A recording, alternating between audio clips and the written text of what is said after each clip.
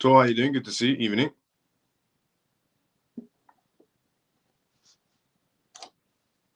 How you been?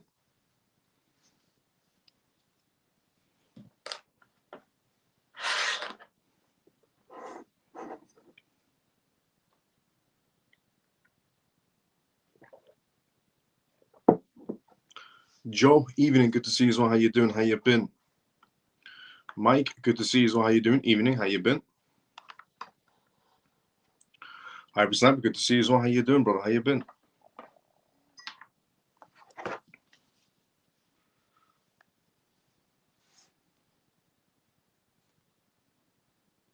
There we go. Manny, good to see you as well. How you doing? How you been? Shelly, good to see you as well. Morning. How you doing? Hoping you're feeling better now, Shelly. So, let's do a gist of what we're going to be talking about on tonight's live show. And by that time, everyone's tuned in for the first part of the live show. So do the gist and then the intro disclaimer. And by that time, everyone's tuned in. Jason, good to see you as well. How you doing? How you been? On tonight's live show, we are going to be talking about the United Texas Bank facing a cease and desist order from the US Federal Reserve over crypto clients. We're also going to talk about VanEck on tonight's live show as well. VanEck has decided to essentially withdraw themselves from their Ethereum futures ETF. It seems like nobody's going for VanEck's Ethereum futures ETF. It wasn't a big hit they were aiming for it to be, so they're deciding to withdraw the whole entire situation and jump out. We're also going to talk about SUI once again on tonight's live show, but regarding SUI and a stablecoin that's going to be coming out in Australia. We're also going to talk about tonight's live show regarding the new developments on the case between SEC versus Coinbase.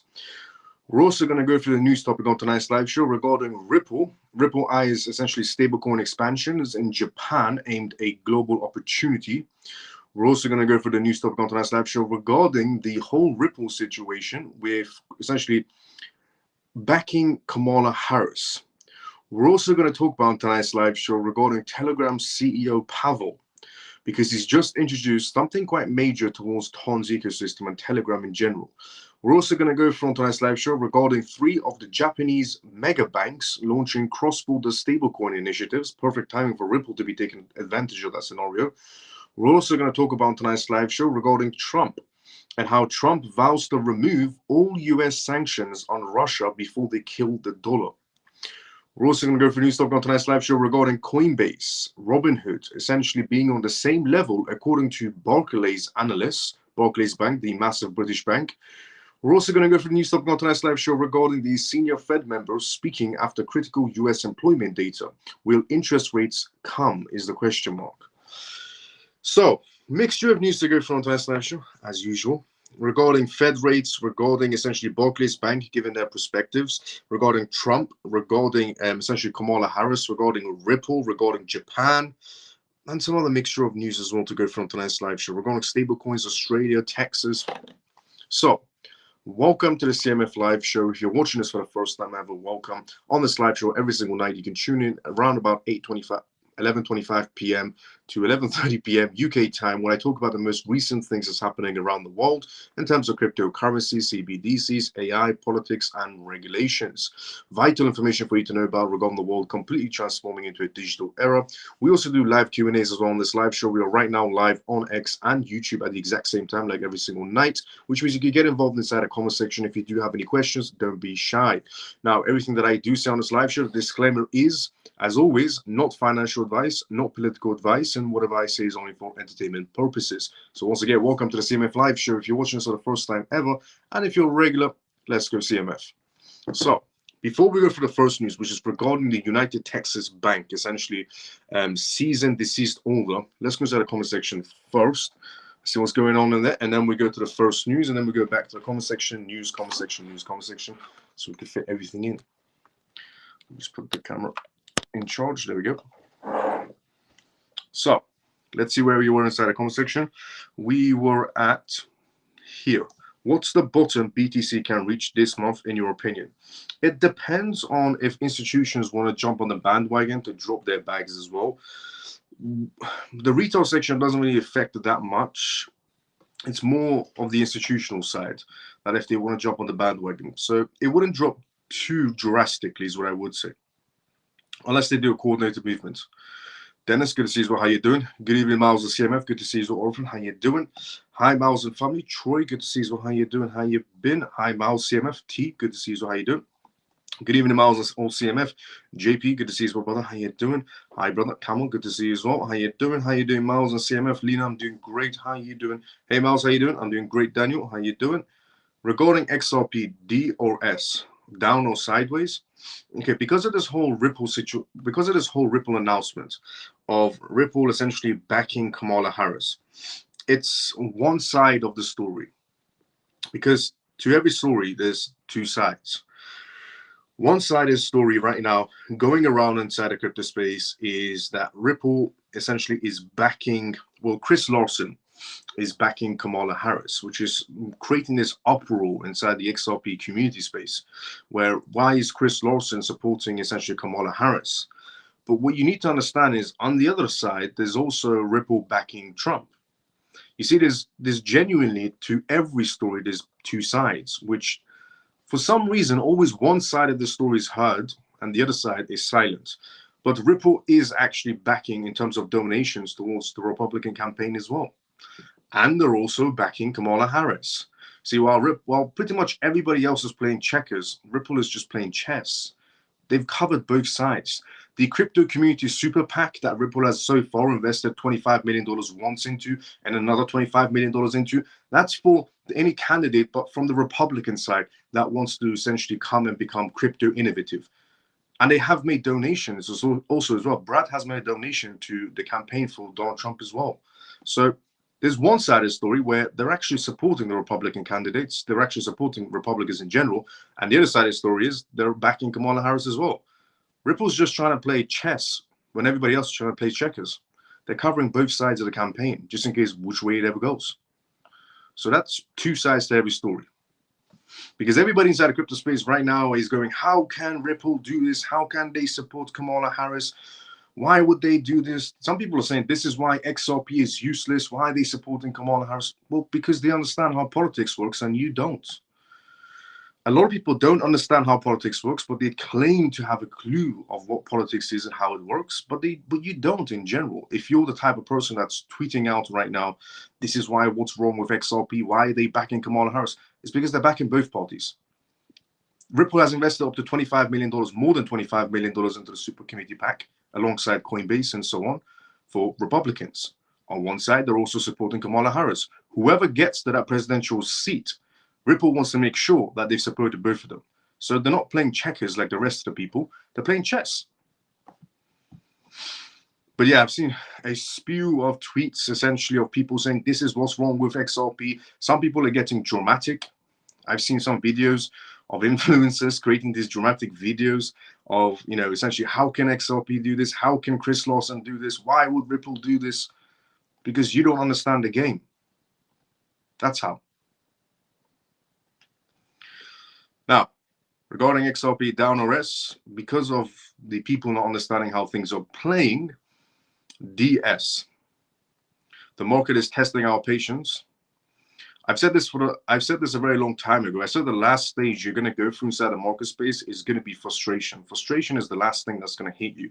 So when you go through a market space, crypto market space in this sense, let's say, you're going to go through stages of, I don't know what I'm doing. First stage is going to be you saying, I don't know what I'm doing, and I'm going with the flow. Second stage, you're going to make mistakes as well by following other people's essentially speeches, by following other people's guidance. That's going to be your number 2 mistake inside the crypto space. Your number 3 is going to be when you go through that panic stage. Shall I sell? Shall I not sell? Which again, you'll make a mistake and sell at the wrong time. And then your last stage, your very last stage, is going to be frustration, where you start thinking to yourself, why am I even holding this crypto project? It's not moving in price action. It's doing nothing. And the market's just going more down. Nobody's going to use it. Yeah, that's when frustration kicks in for most people. That's the last stage. If you pass that stage, you become somebody like me or somebody else who has zero emotions. When essentially when the market goes down, I'm laughing my head off. I couldn't care less. Because when the market goes down, it's basically if I have money to spend. It's a buying opportunity. If I don't want to, then, I can still hold on because I know what's going to happen next anyways. It's why I always stick to the mottos of money's not made overnight, it's made over time. So, and I've always said this as well. If you want to know, why you're holding particular projects, go back to the drawing board. If you want to know, for example, why you're holding XRP, go back to the drawing board. Read on why you're still holding XRP because of the contracts and money transfer licenses. If you're confused of why am I still holding XLM, go back to the drawing boards. Understand once again why you're holding XLM or XDC or whatever crypto project you're holding. If it's a legitimate crypto project, go back to the drawing boards. Realize essentially to yourself of why am I holding this again, and then you'll understand because of money transfer licensings, because of contracts, because of the developments, because of Bank of International Settlements, because of International Monetary Fund, and then you get reassured and frustration pretty much goes away. But I said this a very long time ago. I said the last stage you're all going to go through is frustration. So don't let frustration creep up on you. What else could I see? So how you doing? How come Chris Lawson is endorsing Kamala? He doesn't really make sense. The reason why Chris Lawson is endorsing Kamala Harris is because he's playing chess. Ripple is essentially supporting the Republican candidates with the Crypto Super PAC Committee, where Ripple has invested so far, first time $25 million, second time $25 million. Ripple has so far invested $75 million into the Super Crypto Committee, and that PAC is for essentially Republican candidates mostly. So, and they have made a donation to essentially Trump as well. Ripple has made donations and support the Republican candidates, and they've essentially backed the other side as well. They're backing both parties of what the outcome could possibly be. It's just how the world of politics works. How's everything? Good. What else? How's everything with you? Hi, Miles. Scott, good to see you. How you doing? I wasn't first today, man. Let's go, Scott. Hello, CMF and Miles. How you doing? How are your parents, Miles? Yourself, business? I'm doing okay myself. Let's go, Scott. Parents, good. I'm doing great. Business, also good as well. Miles, what's up? Thank you, brother. Good to see you. How you doing? I think Lawson is just hedging his bet. He is. Facts. I doubt if he's for someone that's going to introduce 44.6% unrealized gains taxes, which is also true. But also what you got to understand is that Kamala, so a while ago, I revealed that Chris Lawson on this live show, before any of this news came out of Chris Lawson supporting Kamala Harris and so on, before any of this news came out, if you tuned into this live show about 2 weeks ago, I revealed to everybody that Chris Lawson has endorsed essentially Kamala Harris. If you go back 2 weeks on these live shows, because they're pretty much everyday live shows, if you go back 2 weeks, I told everybody that Chris Lawson is backing essentially Kamala Harris, that he made a donation towards Kamala Harris essentially, and that Ripple also made a donation to Donald Trump. I said they're playing both sides. In other words, whoever becomes the next president of the United States, Ripple can say, well, we had your back. It's just how the world of politics works. And regarding the 44.6% unrealized gains taxes, I don't think she's going to place them, but we'll see how that one goes. But yeah, he's just hedging against his bet, perfectly put. What's up, brother Miles? CMF, good to see you, Isabella. How you doing? But this whole news about Chris Lawson backing Kamala Harris, I revealed this about 2 weeks ago. But now, all of a sudden, the rest of the crypto space decided to find out about this news, and now they're all essentially saying, well, this is terrible. This is the end of XRP. This is going to end XRP and so on. It's just absolute nonsense. All of it is absolute nonsense. Just a bunch of children. Do you also remember on this live show about a few nights ago, I was telling you about how, the majority of the crypto space in terms of influences and so on, they're like children. This is why essentially I said, my friends inside of all my acquaintances, inside of the London Stock Exchange and these banks like Barclays, Lloyds, and HSBC Bank and so on. This is why they see, the crypto space as just a bunch of kids. Because people say their emotions are not with them when inside the market space, but I'll be very honest. Stock market versus crypto market, the stock market, zero emotions. The traders that are inside the stock market, they have pretty much zero emotions. For some reason, the crypto market traders have so much emotions going on a whole nother scale. What's up, brother Miles? Bill, good to see you. How you doing? XRP news? Yes, we've got XRP news to go through. Share the live, family. Let's go, Scott. How you doing? Chris Lawson is a sellout. No, definitely not. Hello, CMF. How are you doing today? I checked it on X, just checking on YouTube. Share the live family. Let's go, Scott. Do you know what it's like, Miles? Just signed the line. We're leaving America. I agree with you, Miles. Ripple splitting is essentially being the small minds of most folks. Trump is against CBDCs too much, which is their business as well, which is also facts. Chess is more like mess. No, it's chess. Thank you, brother. Peter the Moon, Stormy, let's go. How are you, Miles? How you doing? I'm doing great. Kenny, how you doing? How you been? Miles, what happens if your whole portfolio goes to zero? Then what does that mean? Have you lost out completely? It's an interesting question. So what does it mean if your entire portfolio goes to zero? Well, there could be a few indications. It could be either a hack. It could either be an exchange has become compromised. The wallet that you're using has become compromised. And if it's none of those reasonings of a hack or a compromisation of a wallet that you're using or an exchange that you're using, and a crypto portfolio is just showing zero, you still own the tokens. It's just they have no value. Hi, Miles, the CMF. George, good to see you. How you doing? But if they got hacked and compromised, they have value. It's just been compromised. Do you still think $1 to $5 is possible this year? Depends on green lights. We get a green light, anything's possible.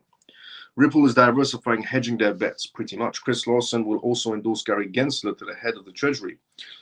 Makes sense. My portfolio is XRP, XLM, XDC, Filecoin, ACH, Quant. I'm looking to add to any suggestions, Miles, to add it to. Your portfolio is XRP, XLM, XDC, Filecoin, ACH, Quant at the moment. AVAX. Or TON. Even the Miles of CMF, separate, good to see as well. How you doing? How you been?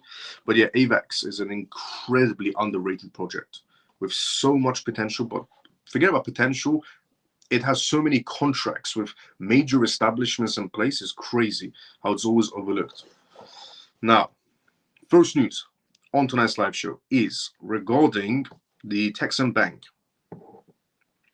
So, United Texas Bank essentially faces a cease and desist order from the U.S. Federal Reserve over crypto clients. The U.S. Federal Reserve issued a cease and desist order to the United Texas Bank, citing concerns over its handling of cryptocurrency clients. This action comes amidst increasing regulatory scrutiny of banks providing services to the crypto industry, particularly those that may be exposed to potential risks associated with the volatility and legal uncertainties surrounding digital assets. The cease and desist order specifies that highlighted issues with the bank's risk management practices related to its crypto clients as regulatory pressure mounts in the U.S. banks, like the United Texas, may face tougher rules and oversight when dealing with digital currencies, potentially affecting their relationships with the broader crypto industry. Okay, once again, another bank has just been threatened in some sort of a way that's essentially operating within the crypto space is not a good idea for this bank to be doing because they're operating in a gray area where rules and regulations don't exist. Now, the reason why rules and regulations don't exist is because Gary Gensler had one job to create rules and regulations, and he failed miserably on purpose, you could also say as well. But that's why this bank essentially is getting a cease and desist order, because they were operating in some sort of gray areas where there are no regulations in place yet, which is not good, but it's an indication that we need these regulations ASAP inside the United States, which is also could be used as fuel for what's coming up. The U.S. House Committee is essentially having 3 meetings this month. This month, they're having 3 meetings. The first meeting is going to be about essentially the DeFi space in the U.S. House Committee. The second meeting is going to be about Gary Gensler and the SEC, so far, what have they done inside the crypto space. And the third meeting this month with the U.S. House Committee is going to be about Gary Gensler, the CFTC Commissioner, Ruslan Benham, the entire U.S. House Committee, and 2 other commissioners, where they're going to decide who should be leading the rules and regulations of cryptocurrencies. So with that in motion this month, that essentially that's news on that Texan bank could be used as fuel by the U.S. House Committee of saying, look, we need regulations. Otherwise, the banks that are operating in crypto spaces are technically operating gray areas that can receive cease and desist orders, which is not great for the U.S. banks. Now, so it can be used for fuel. Van Eck is what we're going to talk about next. Van Eck to close Ethereum futures ETF aimed market slump. Apparently, according to Van Eck, it wasn't a good idea to go into Ethereum futures ETFs. That's why they're withdrawing themselves. So Van Eck has revealed its intentions to shut down and dissolve its Ethereum futures ETF. which is traded on the Cboe Board Options Exchange in Chicago, essentially Chicago Exchange. This move follows an evolution of the fund's performance metrics and liquidity levels, essentially compared to investor demand, a notable change in the company's strategy concerning its digital currency offerings. The EFUT, which was a ticker for it, closure is happening because of interest and unsatisfied performance reasonings, leading to investors needing to sell their EFUT shares before September 16th of 2024, as the ETF will no longer be available for trading anymore and will be removed from the market officially at that time. Moreover, investors who still have shares after this deadline will receive a cash distribution based on the asset value as of September 23rd, 2024. This move is also part of a larger strategic adjustment by Van Eck, which recently included the launch of the US spot Ethereum ETF, following a similar strategy change from futures-based to spot-based crypto ETFs. This strategic adjustment underscores a shift towards offerings more closely tied to actual asset holdings rather than futures contracts. Investors currently holding EFUT shares in brokerage accounts should know that liquidation process will distribute the net asset in cash. However, Van Eck has also essentially warned that the distributions could accumulate income and capital gains, potentially triggering tax implications if they don't sell. The termination of the Ethereum futures ETFs underlines the challenges facing the financial products of Ethereum. Despite the firm's strategic moves, the broader market for Ethereum remains bearish. At the second largest crypto by market cap, Ethereum continues to experience significant selling pressure, with its price recently essentially falling nearly 4% and trading volume up to 34%. Now, Ether futures open interest has seen a decline of 2.5%, settling at $10.21 billion.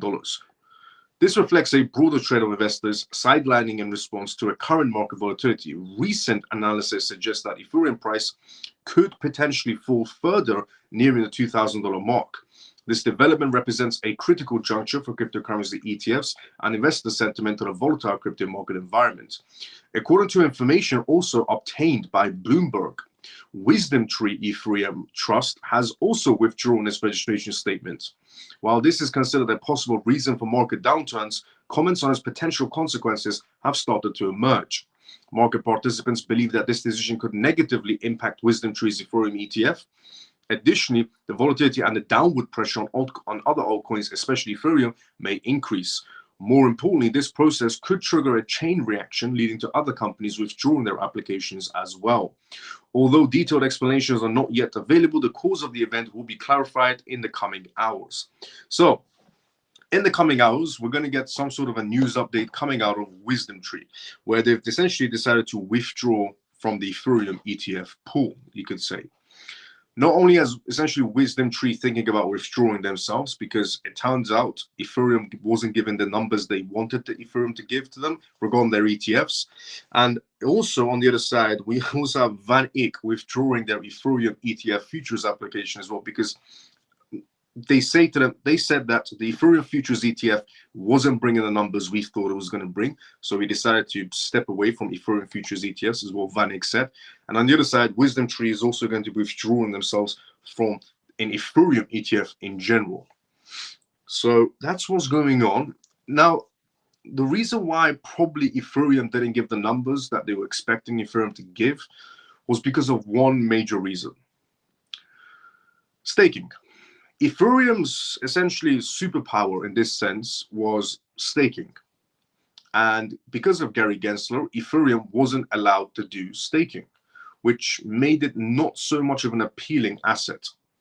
Hence why Bitcoin ETFs are still doing excellent in terms of, yes, the price of Bitcoin is not skyrocketing, but if you look at their S1 filings regarding BlackRock's S1 filings and Van Eck's S1 filings and essentially Wells Fargo, all of these major establishments, all these major corporations, if you look at their S1 filings with the SEC, you can still see that there's a substantial amount of holdings of Bitcoin ETFs, or even pension funds, for example. Wisconsin pension funds are Bitcoin ETFs.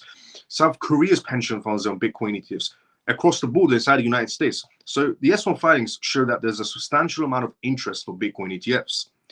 Now, on the other side, the Ethereum ETF's superpower could have been staking. But because of Gary Gensler, he took away staking, which made Ethereum not so much appealing. Now, on the other side, there's also that Grayscale is still being the dumper in terms of the Ethereum situation. Grayscale was also the dumper in terms of the Bitcoin ETF situation right at the beginning when Bitcoin ETFs didn't do too well, but then suddenly did a U-turn because Grayscale emptied their bags finally, which now BlackRock is the #1 BTC holder. It used to be Grayscale. So, two outcomes. First outcome, the reason why Ethereum ETFs are doing not the numbers that they thought they were going to be doing is because staking it's just not an appealing asset, because staking would have made it a very appealing asset. Number two, it could be that essentially that because of what Grayscale is still doing, it's just doing the most amount of dumps is coming out of Grayscale still, because they locked everybody's Ethereum in 6 months beforehand, released the locks, and then dropped the bags. And they were charging 2.5% on everybody that wanted to buy an Ethereum ETF when everybody else was charging 0.25%. We're going to BlackRock and so on and so on. So that was a bit of an issue with Grayscale dumping. The same thing they played with Bitcoin ETFs. But yeah, two outcomes. One, is it because they're not offering Ethereum essentially staking?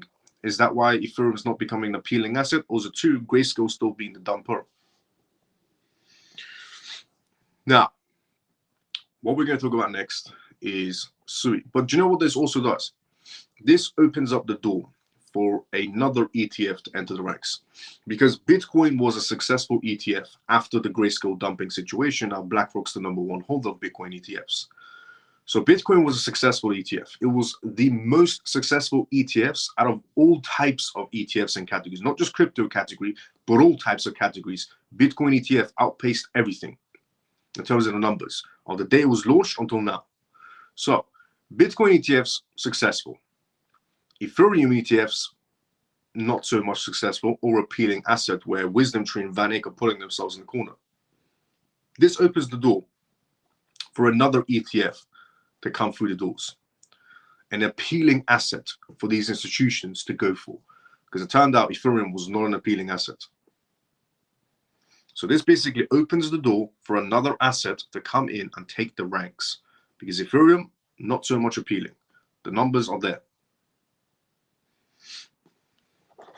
So what's going to be the next ETF that's an appealing option for investors to keep in their portfolios? Because Bitcoin was appealing. Ethereum, not so much. It leaves option number 3. Who's going to be next for an ETF to basically bring the market back in? Now, SUI is what we're going to talk about next on tonight's live show. SUI is doing quite a lot of big movements. So yesterday on this live show, I revealed that SUI has released a portable gaming handheld device in South Korea Blockchain Week. They revealed some sort of a device that looks like a PSP. If anybody was, in the older days, if you remember, a PSP. So SUI has released similar something to that in South Korea Blockchain Week, where people can buy this device only using SUI to buy it, or Solano is what they're accepting as a payment, not fiat.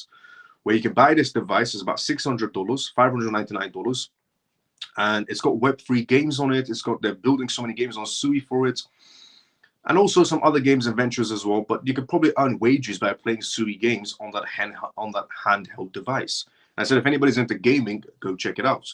And now SUI today has also announced the launch of their AUSD, which is quite a big major movement coming out of them as well.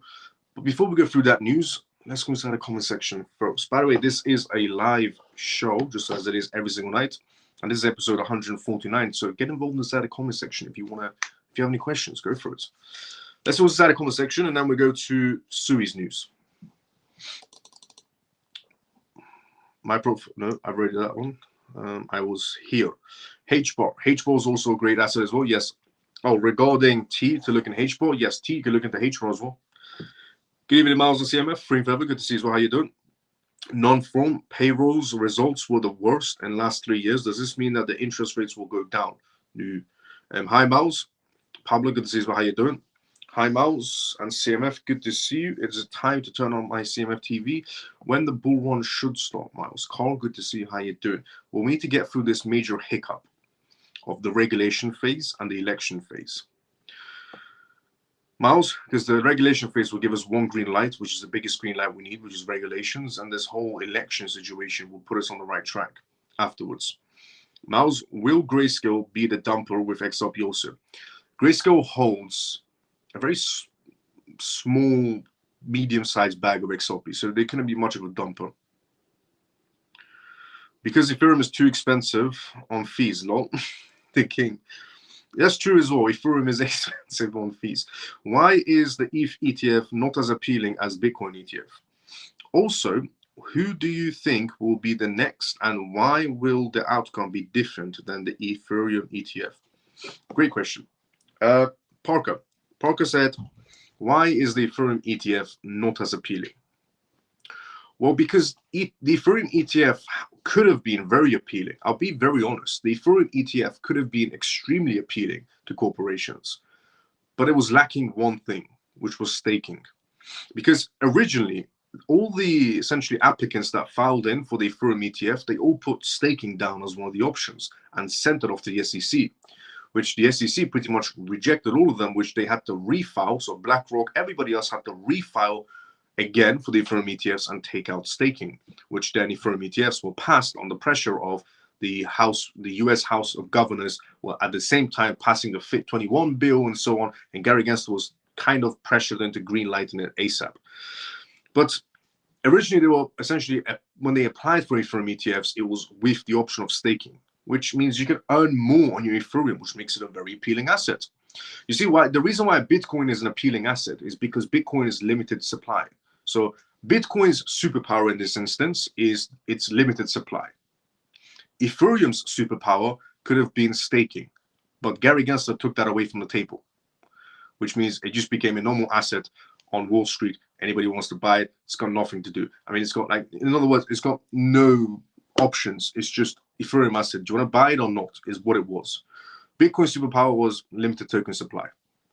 Ethereum superpower could have been staking, but they took that away from it, which made it not so much of an appealing asset.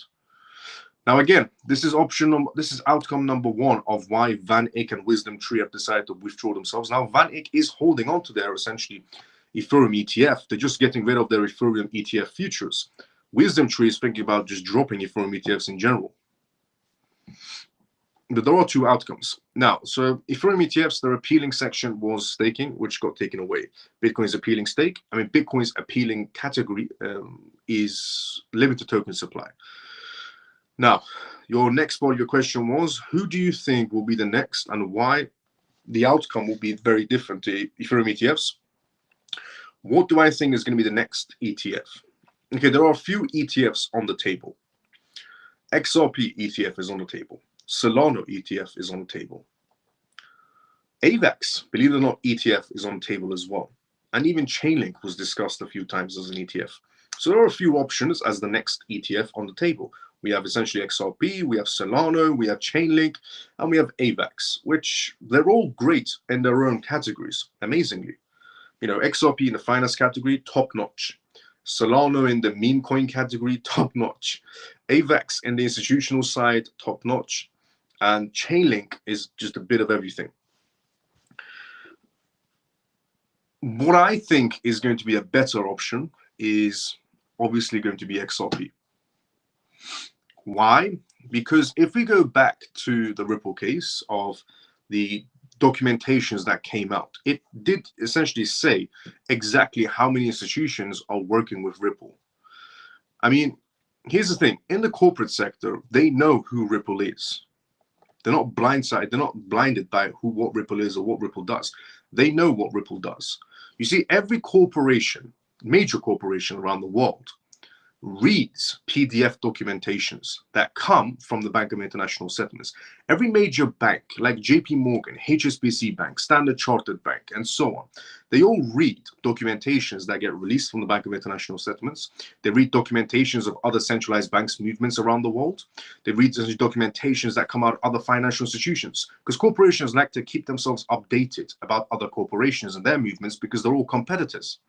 So everybody knows who Ripple is inside the corporate sector. And they know what Ripple's capable of because they know that Ripple has essentially brought out a few businesses like Metaco, for example. And Metaco is a partner of HSBC Bank, a partner of IBM, and the list goes on.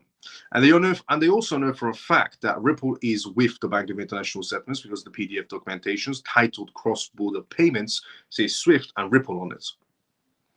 So on those basics of they all know who Ripple is. They know that Ripple has pretty much a magnitude list of money transfer licensings, a magnitude list of contracts in place and developments in place, and is in multiple PDF documentations and under the title of cross-border payments in the Bank of International Settlements, has done multiple speeches at the World Economic Forum. These are things that the retail section doesn't pay attention to. The majority of the retail section doesn't pay attention to. Some people inside the retail section read these PDF documents. They read the Bank of International Settlement documents. They read Bloomberg documents. They read essentially centralized bank documents. They read essentially institutional documents. They listen to the World Economic Forum like it's their next, Netflix TV series and so on. But the majority of the retail section don't.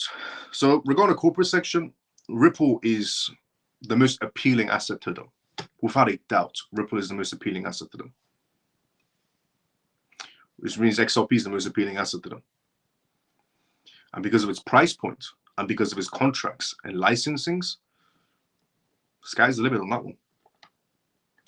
Now, so out of the next ETF being which one's appealing, out of XRP or Solana ETF or AVAX ETF or Chainlink ETF, as what's been discussed quite a lot, XRP is the most appealing one.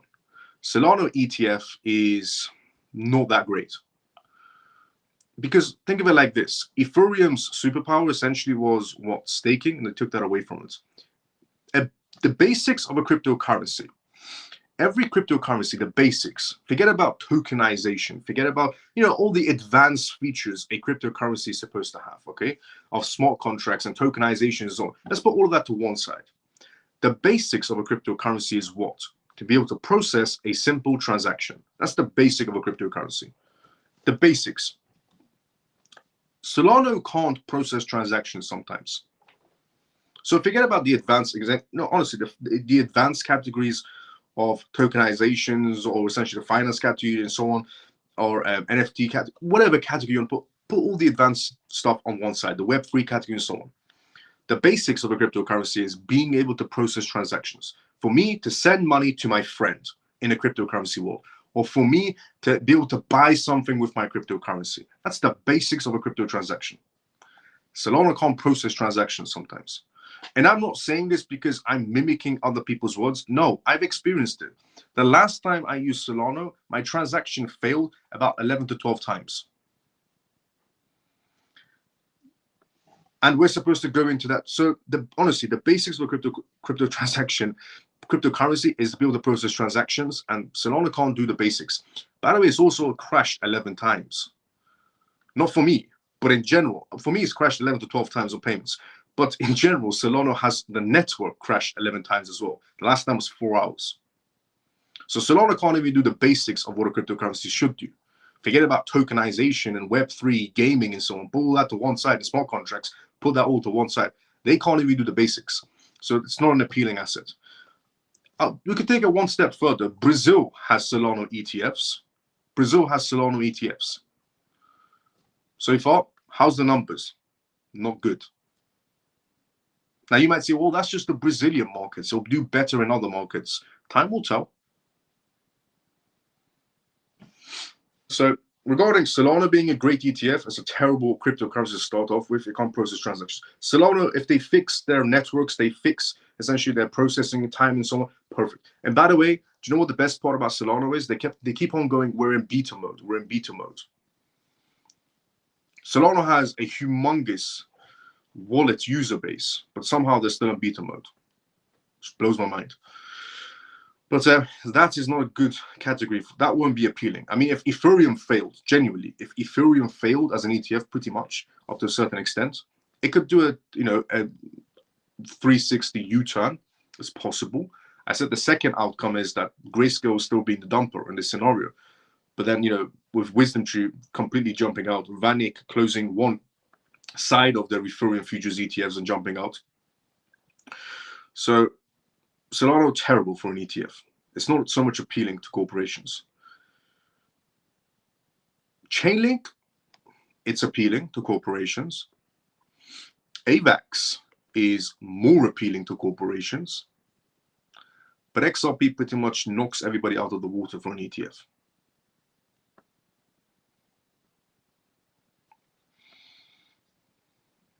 CMF shared the live. Let's go, Scott. But yeah, Parker, that's what I would say on your question of why is the ETH ETF not as appealing as the Bitcoin ETF? Because of that. And also, what do you think is the next one, XRP, and what will be the different outcome? Very. Isn't this pretty much in line with what happened last bull run before the election? Up to a certain extent, yes, but not with Bitcoin staying at these prices. The only reason that this is a little bit different is because the institutions in play that are not letting it drop to those $5,000 marks or $10,000 marks. So different. I wouldn't say there are some similarities, but also very different at the same time. So do you reckon to swap our assets into stablecoins like USDT?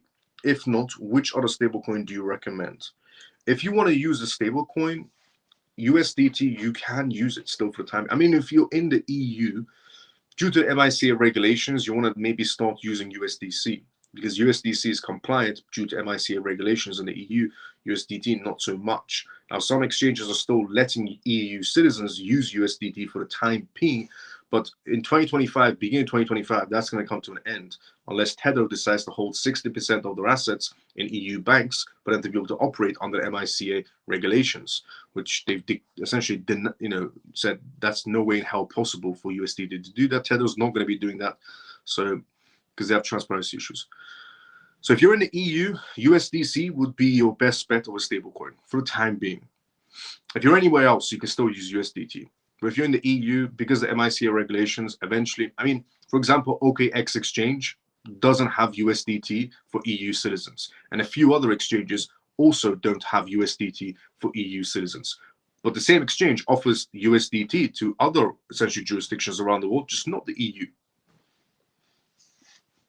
Now, but very soon, we're going to have a new stablecoin, which is going to be better than both of them. Better than USDT and better than USDC.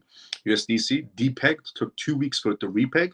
USDT, no transparency. They're both terrible as a stablecoin. Ripple stablecoin is coming out soon. They have transparency and money. And I said this before and I'll say it again, as much as people want to hate on Ripple or hate on the XRP ledger or hate on the CEOs of Ripple, for a fact, when that stablecoin comes out, it's always going to have money inside of it. It's always going to show transparency because they said they're going to show transparency every month. And it's pretty much never going to depeg. You know that for a fact as well. If you're an XRP hater, if you're a Ripple hater, you know even deep down yourself that stablecoin will be a #1 stablecoin. Isn't this pretty much in line with, yeah, well, I've read that one actually. Hello, does having an offshore bank account help with taxes? Kirat, good to see you. How you doing? Yes, but you're operating in a gray area if you do that. Gray areas can be risky because sometimes you don't know where the line is and the line becomes blurry and then you get taxed or fined. Miles, will the price of Ethereum ever go up again or shall I think of selling it? As I still hold a bag of Ethereum. Funky brother, I would say let's see what's going to be happening for the time being and then we'll discuss the matters. Oh, there we go.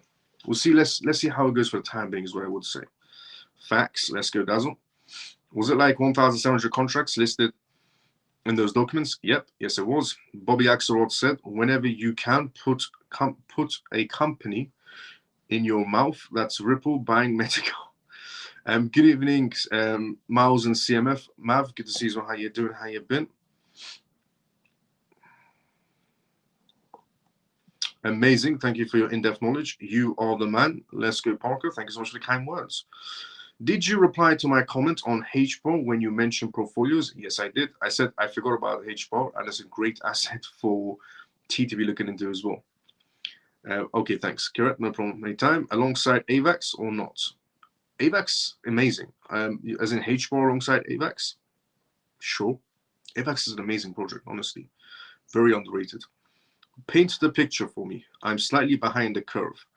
Here, can you inform me how a stablecoin that Ripple launches impacts the XRP price? Okay. This is a question that's asked quite a lot inside the crypto space, and I'm going to stop the misinformation on it. Regarding Ripple stablecoin, is it going to add value to XRP, the token? Yes and no. Ripple stablecoin is not going to be adding, as I said previously on this live show as well, it's not going to be adding any sort of value in terms of money which enters Ripple stablecoin. But what it does is essentially put eyes more on the XRP ledger for the retail section and some corporations that are not involved inside the crypto space still. So the Ripple stablecoin essentially is going to put eyes on the XRP ledger. That's all it's going to do. And then when it puts eyes on the XRP ledger, it will also, start shifting some sort of a way into XRP slowly. But it's not like, money enters Ripple stablecoin and at the same time money enters XRP. That's not how it's going to work in any sort of way because they're not interconnected. One's essentially pegged to a US dollar. The other one's just an asset by itself that's used as a gas token. So they're two different things. However, this is why I say yes and no. It brings eyes on the XRP ledger. If it brings eyes on the XRP ledger, it brings eyes on XRP. That's why. So it's a yes and no type of scenario. What up, Miles and family? Hope is all well. Ray, good to see you. So how you doing? Because it's not directly putting money into XRP, but indirectly it will. Sorry about that, Miles. No problem, Shelly. Between keeping our crypto assets during this bear market or converting them into stablecoin, which option is a better strategy? Between keeping our crypto assets during this bear market or converting them to stablecoins, which option is a better strategy? We're not in a bear market. We're in a manipulated section. This isn't what a bear market is supposed to be. A bear market is you're going to see drastic price changes. What's happening right now is just manipulation. It's basic manipulation. If you've been inside of any market space, not even just crypto, even stock markets, you would understand that this is not a bear market. This is just basic manipulation. Is what's going on. We have so many factors in play that the market is just volatile. We have the Japanese rates in play. We have the US thinking about doing rate cuts of 50 basis points, 75 basis points. We have geopolitical tensions going on around the world. We have sanctions going on around the world. We have an election coming up. We also have an SEC department that just wants to sue anything to the ground. We're not in a bear market. We're in a heavily manipulated market. So big difference. So if anybody's telling you we're in a bear market, we're not. A bear market, you'll see drastic price changes. I'm not talking about the price changes you're seeing now, drastic price changes. This is just a heavily manipulated market. With the amount of corporations in play, with the amount of the SEC's manipulation on suing anything into the ground, with the elections coming up, with the geopolitical tensions coming up, with Japan's essentially markets doing rate cuts, or Canada's central bank is doing rate cuts, or the EU is doing rate cuts, or America is doing essentially think about doing 50 basis point rate cuts, or 75% rate cuts, or 25% rate cuts. What's going on is just a manipulated market. We're not in a bear market, we're in a manipulated market, a very heavily manipulated market. So don't be fooled. A bear market is drastic price changes that alarms will be going off everywhere. So not bear market, manipulated market, big difference.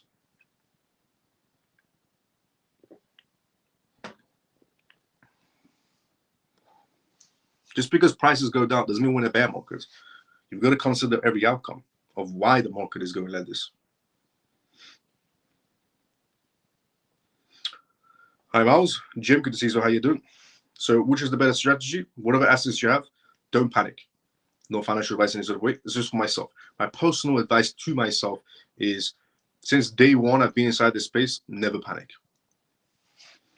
Of course, I went through that panic stage on the early days, but it passes through. I said the stages. The stages you will go inside of any market space, crypto or stock market, is I don't know what I'm doing. I'm panicking. Should I buy or sell? Should I hold? Last stage is going to be you going through frustration. Why isn't it moving? Why is nothing happening? Why is this project not moving? Am I holding the right projects? I thought this was going to happen. Pretty much frustration.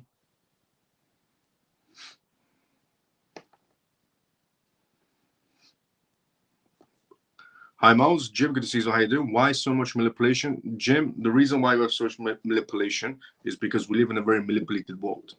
Simplest answer I can give you. We live in a very manipulated world where wars are essentially for power and greed. Where politics is not about choosing the right, but politics is not about your rights or your freedom of speech. It's about power and greed. We just live in a very manipulated world. So your answer of why so much manipulation? Because we live in a very manipulated world. In a very simple way. thanks Miles for correcting me. I'm keeping my assets. Let's go, Carl. Is swapping crypto for a stablecoin considered it is. Even subject to capital gains, yes. If you're swapping your cryptocurrencies to another cryptocurrency, you can be under the category of paying taxes, depending on your own jurisdictions. So each jurisdiction would have similar regulations going on in terms of policies, but some differences here and there. So check on your own jurisdictions. But yes, in the majority of jurisdictions, if you do swap your tokens out for a stablecoin, you're technically selling. Now, it used to be if you're converting and so on, it falls onto a gray area, but not so much anymore as time's going by. Now, SUI. So SUI has decided to also, on the topic of stablecoins and so on, SUI has also decided to release a stablecoin. The SUI network announces the launch of AUSD stablecoin. After a former announcement of essentially Argo in May, the stablecoin AUSD is currently live on SUI network. The project reportedly adds chief diminish to the expanding list of SUI's native assets, along with enhancing the interoperability, accessibility, and utility. The platform took to its official social media account to reveal the endeavor. The stablecoin AUSD goes live on SUI network, expanding the list of its local assets. In addition to the announcement on X, the platform has published a blog post on Medium. It noted that AUSD has previously witnessed success on Avalanche and Ethereum as well. On essentially respective platforms, approximately $60 million worth of stablecoins has already been minted. The integration of AUSD into SUI's network essentially instantly improves its accessibility, interoperability, and utility. The integration has started enhancing market efficiencies and liquidity within the rapidly growing DeFi ecosystem of SUI. At present, it boasts a more than $600 million in its total value locked in. In addition to this, it also ranks among the prominent chains in terms of weak DEX trading volumes. With this development, AUSD has become a part of the growing list of SUI's blockchain-based stablecoins. This denotes a big move in the further progress of the ecosystem. The availability of AUSD and other such stablecoins plays a critical role in driving the DeFi applications developments. It also enhances blockchain technology's adoption to a great extent. With high performance and scalable networks of SUI, AUSD, and the rest of the stablecoins leverage and innovation-focused environments, the project offers a seamless and superior developer and user experience, increasing DeFi possibilities on SUI. It enables users and developers to develop a superior and seamless experience. The infrastructure of SUI plays a significant attention to dealing with the technology limitations of other blockchains networks. They take into account high fees and slow transfer speeds. With the integration of AUSD into the ecosystem thereof, SUI strengthens developers that develop an additionally accessible and effective DeFi applications, such as an environment promotes creativity, letting projects expand their possibilities in the DeFi sector. Moreover, according to SUI, the integration of Argo with SUI continuously grows as AUSD reaches, contributing to an essentially worldwide AUSD network expansion. This collaboration improves the liquidity apart from enabling AUSD or wider user across diverse applications and platforms. So Argo, essentially stablecoin, has just launched on SUI's network. It's definitely going to help with SUI's DeFi space, let's say, in that sense. But great news on SUI's network, great news for Argo stablecoin. Now, there is a new development with Coinbase versus SEC. There's actually a new development on the case where a judge has ruled on something. Before I tell you that, let's go to the comment section. I just want to create generational wealth and invest into real estate and commodities and get the hell out of the BS turbulence. Fair enough. Even in Miles and family, sorry I'm late. Brazil been chatting to me. No problem. All this manipulation is not good for my old poor heart. Don't worry, Frank, brother, you'll survive everything. Now, there is a new development in Coinbase SEC case. Here are the details. A New York judge has partially granted cryptocurrency exchange Coinbase request to compel the U.S. Securities Exchange Commission (SEC) to produce certain documents in an ongoing legal dispute.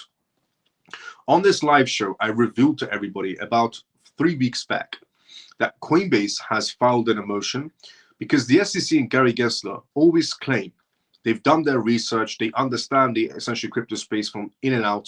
And yes, Gary Gensler did essentially teach blockchain technology at MIT, for example. But the SEC itself claims that they've done multitude of research and studies, and they have so much filings on blockchain technology, and they understand 100% of everything. However, Coinbase wanted to put this theory to a test. So they filed an motion for the SEC and Gary Gensler to hand over every research piece of evidence they have of them understanding the cryptocurrency space. Because Coinbase was calling BS when Gary Gensler and the SEC was saying, we understand everything about cryptocurrencies. And Coinbase said, well, BS, in a very simple term. We want to see your filings. The same way you want to see ours, we want to see yours. And they also said that we want Gary Gensler to be on essentially the hot seat for us to be asking Gary Gensler questions. So this is where this comes in now today, where the New York judge partially granted cryptocurrency exchange Coinbase request to compel U.S. Securities Exchange Commission SEC to produce certain documents in ongoing legal disputes. And it's also because, according to the SEC, cryptocurrencies are securities. So Coinbase said, well, we want to see those documentations of how you came to the conclusion of cryptocurrencies being securities. The commission SEC to produce certain documents. However, the judge rejected Coinbase's efforts to subpoena SEC Chairman Gary Gensler to testify. That was part two. This is why this is partial. So Coinbase also did ask for Gary Gensler to be in the hot seat to testify. The judge declined that, but said, we'll grant the SEC sharing documentations with you on how they came to the conclusion of securities for cryptocurrencies. The ruling by the U.S. District Judge, Catherine, was made in response to the petition Coinbase filed in July, requesting documents from the SEC that claimed were critical in to its defense in the case. The SEC filed a lawsuit against Coinbase back in 2023, alleging that the company operated its platform without proper registration. Coinbase disputed these allegations and moved the case to discovery phase. Judge Fellis and Judge Catherine decision released today allows Coinbase to access some of the requested documents, but excludes Gary Gensler's testimony and other materials. For the reasonings recorded in the telephone conference held on September 5th, 2024, the court grants in part and denies in part defendant's motion to compel the decision said. Coinbase legal team initially requested documents related to several areas, including the SEC's assessment of tokens, named the agency's essentially complaint of the SEC's deliberation regarding Coinbase's April 2021 IPO. The company also sought statements made by Gary Gensler during his tenure at the SEC, while the judge ordered the SEC to provide documentations related to token classifications under the Highway test used to determine whether certain assets qualify as securities. The request was narrowed. The SEC will not be required to provide internal agency documents unless they contain external attachments. Coinbase's request to compel Gary Gensler to provide documents includes personal emails related to crypto discussions between 2017 and 2021 was denied. A source familiar with the case confirmed that the SEC will not be required to comply with the subpoena. Coinbase had also argued that the SEC should seek additional documentations from its senior management and past commissioners. While the SEC offered to provide documents from 5 staff members, Judge Catherine directed the agency to expand its search to include more staff through not as bold as Coinbase has hoped. Under the court's rulings, former and current SEC commissioners will not be included in the expanded search. Judge Catherine also granted the SEC's request to permanently seal certain redacted information. Coinbase chief legal officer Paul expressed his positive views on the judge's decision, essentially stating that this decision will lead to the release of important documents that could aid their defense. So it seems like it's SEC got 60%, Coinbase got 40% in this scenario, or 50-50, you can say something to a certain extent.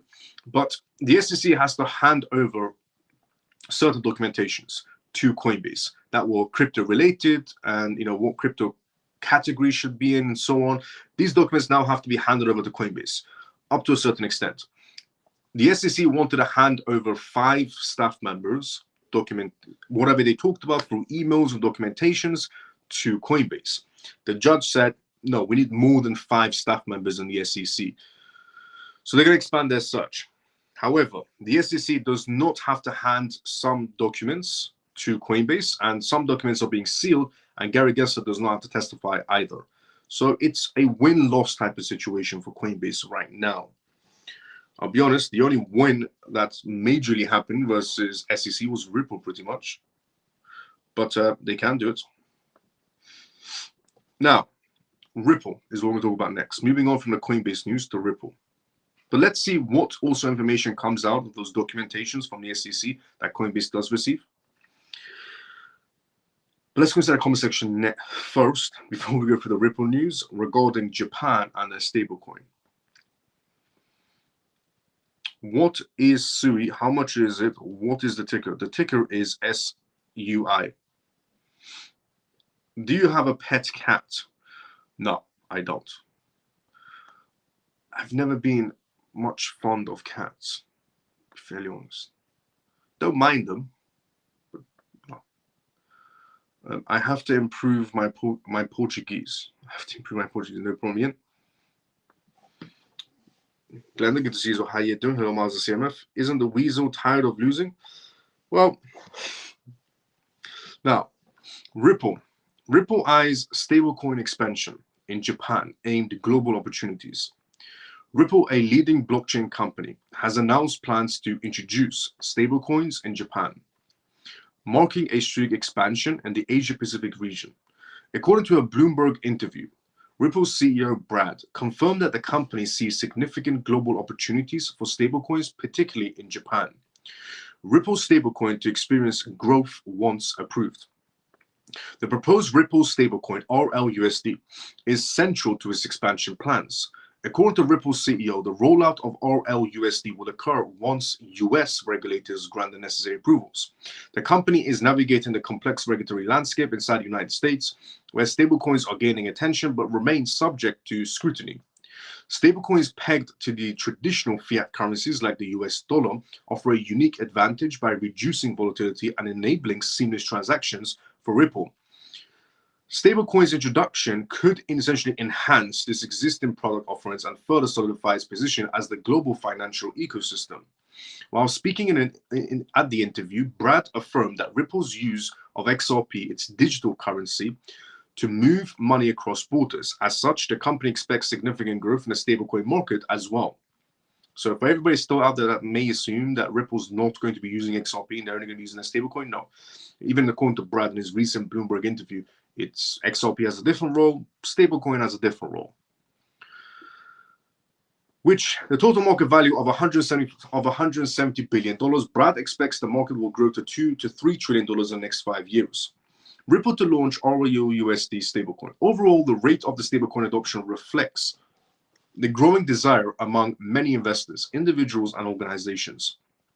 Crypto experts, including Marcus, and essentially head research of 10x Research, said an essentially influx of stablecoin issuance might catalyze the Bitcoin next significant price surge. Ripple is nearing the official launch of its USD-backed stablecoin RLUSD. Popular stablecoin issuer Tether is working towards developing a UAE dirham-based stablecoin as a part of its plans to expand in its suite of stablecoins. Ripple's supercharged XRP Ledger solution in Japan. In April, Ripple Labs announced they joined forces to make the XRP Ledger-powered solutions more efficient in Japan. The blockchain payment firm partnered with Hashkey DX and the Tokyo-based division of the digital asset financial services company Hashkey to bring the XRP Ledger-powered solutions to the Japanese market. This was back in April. It is a major collaboration as Hashkey Group, a player in Asian blockchain, merged with Ripple and SBI Ripple Asia to introduce a supply chain finance solutions to Japan. By harnessing the power of the XRP Ledger, these solutions have their sights set on tokenizing and swapping crypto-native and real-world assets on the XRP Ledger in Japan. With its impressive track record and performance metrics, Ripple is confident in bringing transformation and cutting-edge solutions to businesses in Japan. So it seems like when Ripple does release their stablecoin, the number one place they're aiming to push it right out the bat is Japan, due to their partnership that happened back in April with essentially Hashkey DX, Tokyo-based company, and essentially SBI Holdings Ripple as well. Which, brilliant. Honestly brilliant. Obviously, it's going to be worldwide use, but the Japanese businesses are going to be jumping on it first. Now, keep it on the theme of XRP and Ripple. the next topic is also XRP related. XRP Army rose essentially after Ripple co-founder endorses Kamala Harris for presidency. Now, at the beginning of the live show, if you tuned in, I said that Ripple's playing both sides. So let me read this and I'll give you the explanation. The recent development causing uproar in the crypto community, especially within the XRP community, is the endorsement of Kamala Harris, the Democratic presidential flag bearer by Ripple co-founder Chris Larsen. According to CNBC report, 88 corporate leaders and top executives from various companies in the US, including Ripple's Chris Larsen, have signed a letter today that endorses Kamala Harris for United States president. Other executives that make up the signers include the CEOs of Box, Aaron Levi, Yelp, Jeremy Stoppin, Snap, Michael, and others. There's about 88 essentially corporation leaders. Ripple's long battle with the SEC championed by Biden administration. The current administration in the US has constantly shown its hostility towards cryptocurrencies and fast-growing asset class. The crypto community believes that this administration essentially is the fuel behind the current SEC chairman, Gary Gensler, who thinks regulations by enforcement is the way to go. A lawsuit between Ripple, the San Francisco-based cross-border firm, and the United States Exchange Commission, SEC, filed back in December 2020, is still raging with fresh speculations. So many people expect zero support from the crypto community, let alone from Ripple, the major victim of the regulation by enforcement. Brad, the CEO of Ripple, has been vocal about the fact that the country has been inhabitable for crypto-related businesses. So the latest endorsement sounds embarrassing to many crypto community members, especially the XRP army. XRP community reacts. As expected, the new development has caused commotion within the XRP community, with users stating, "Selling all of my XRP today, finally, it's never breaking $1 again," is what some people are posting on X today. The user displayed, essentially some users displayed their discomfort in XRP, further saying XRP is worthless technology in 2024. There are many better, faster, and cheaper blockchains to transact on today. Keep holding while your founders of Ripple are dumping 1 billion coins per month on your stupid heads, is what some people are tweeting. Another user also tagged Ripple as a scam. A supposed XRP community member stated categorically that recent developments proves that the protracted lawsuit between Ripple and the SEC was fake. He wrote 100% proof the SEC versus Ripple lawsuit was fake and planned by both parties. Another community member positioned, and he even went more bearish now than he already was. Okay, I said this at the beginning, and you know, for me, when I read these kinds of things, it makes me laugh. One, the emotion inside of these tweets makes me laugh, because you're not ready for a market space. If you're tweeting out things like, "I'm selling all my XRP today, finally, it's never breaking $1 again. XRP is worthless technology and there are better options," or "how could they do this?" It just shows you're not ready for any sort of market space, because you don't understand how politics works.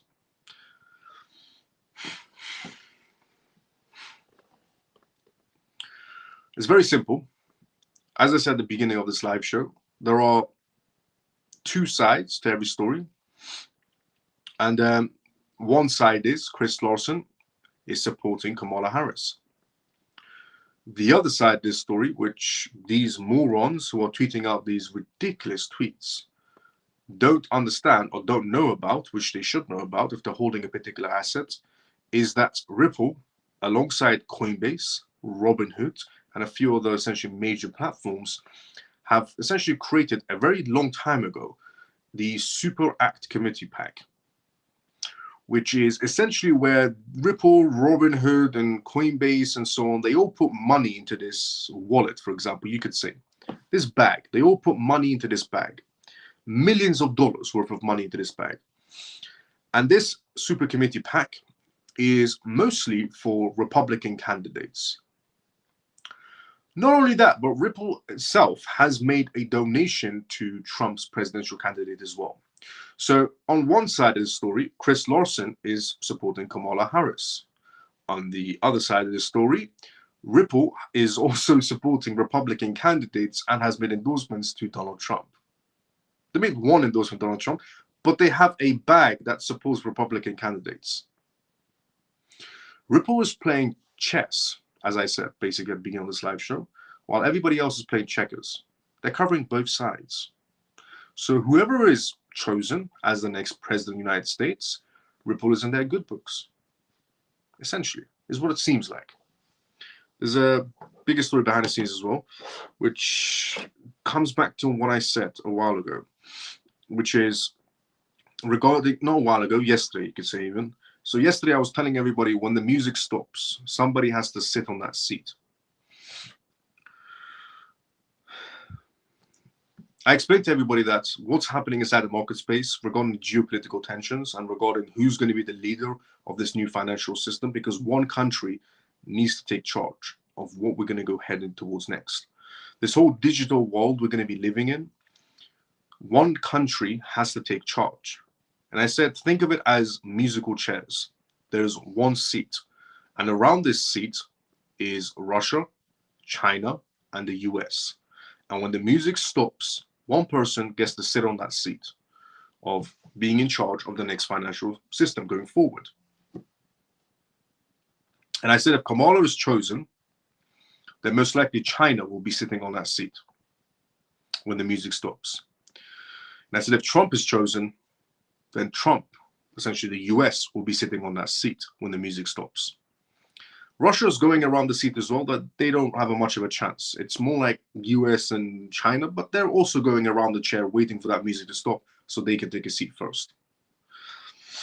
Now, on that basis, one party, Kamala, is pro-CBDC. Also, Kamala's group has a former Ripple member inside of it. Some people might not know this either as well, but you can check. Kamala's group actually has a former Ripple member inside of it. And Chris Larsen, a few weeks back, I revealed on this live show before this news came out, Chris Larsen made a donation to Kamala Harris's campaign. At the same time, Ripple made a donation to Trump's campaign.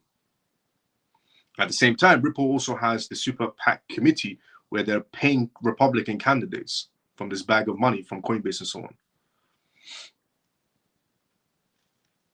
So there's so much politics going on right now.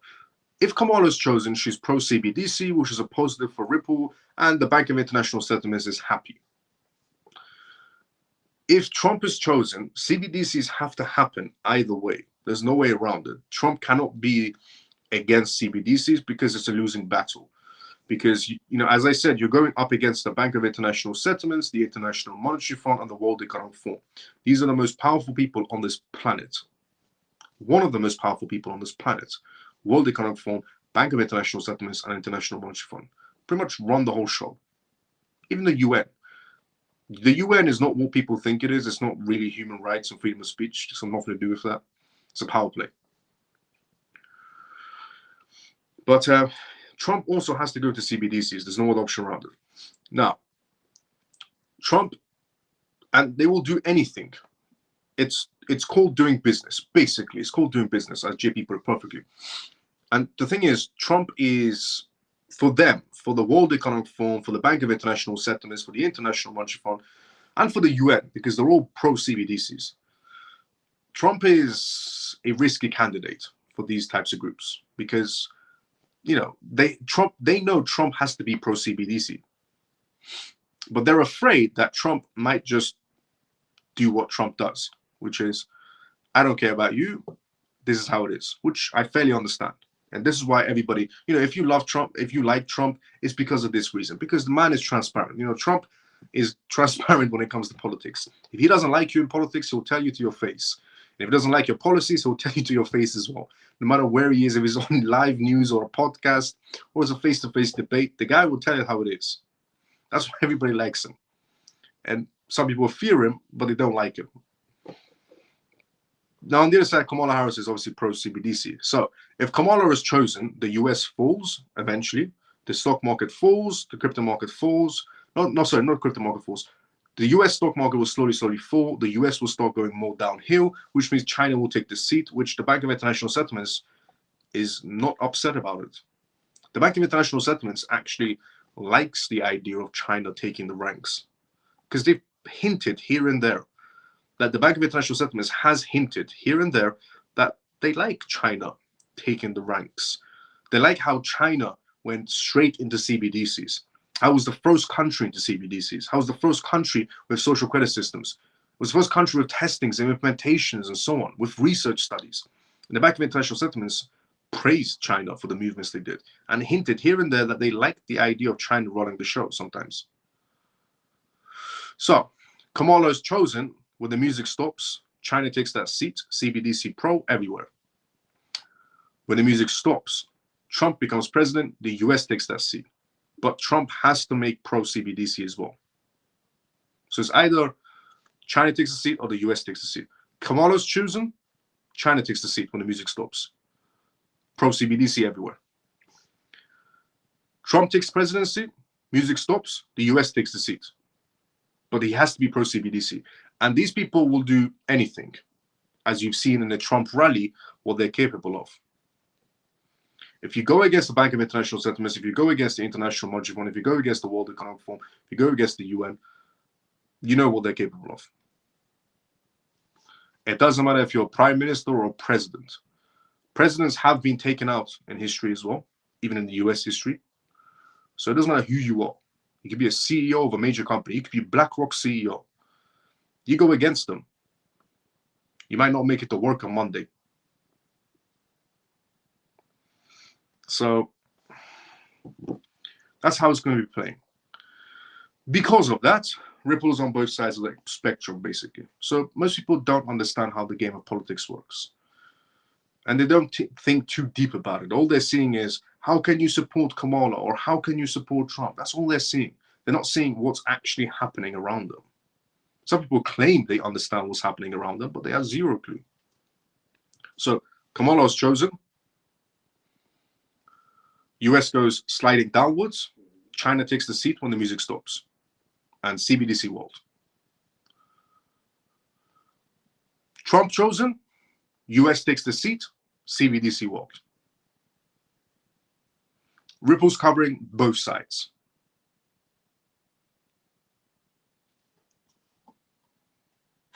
So for all the people that are tweeting out, honestly, how could you do that? It's all politics. It's always been about politics. One of Kamala's team members, a former Ripple member.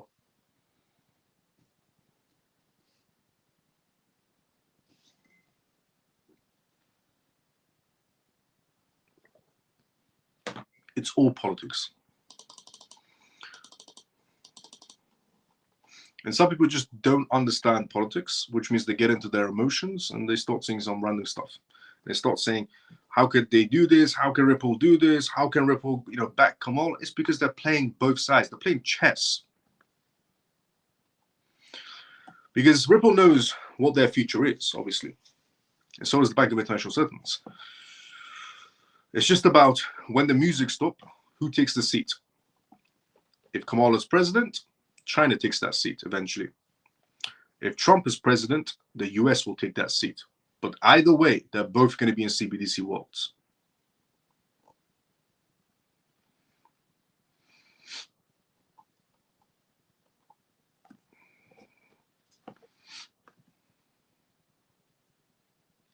The market is teaching the consumer about corruption's work. The market is fine. The corporations are trying to get their niche on the market for the future plans and profits. They are trying to push us, the consumer, out of the game. Hold on. Facts, what Scott said. Share the live. Let's move the algorithm. Let's go.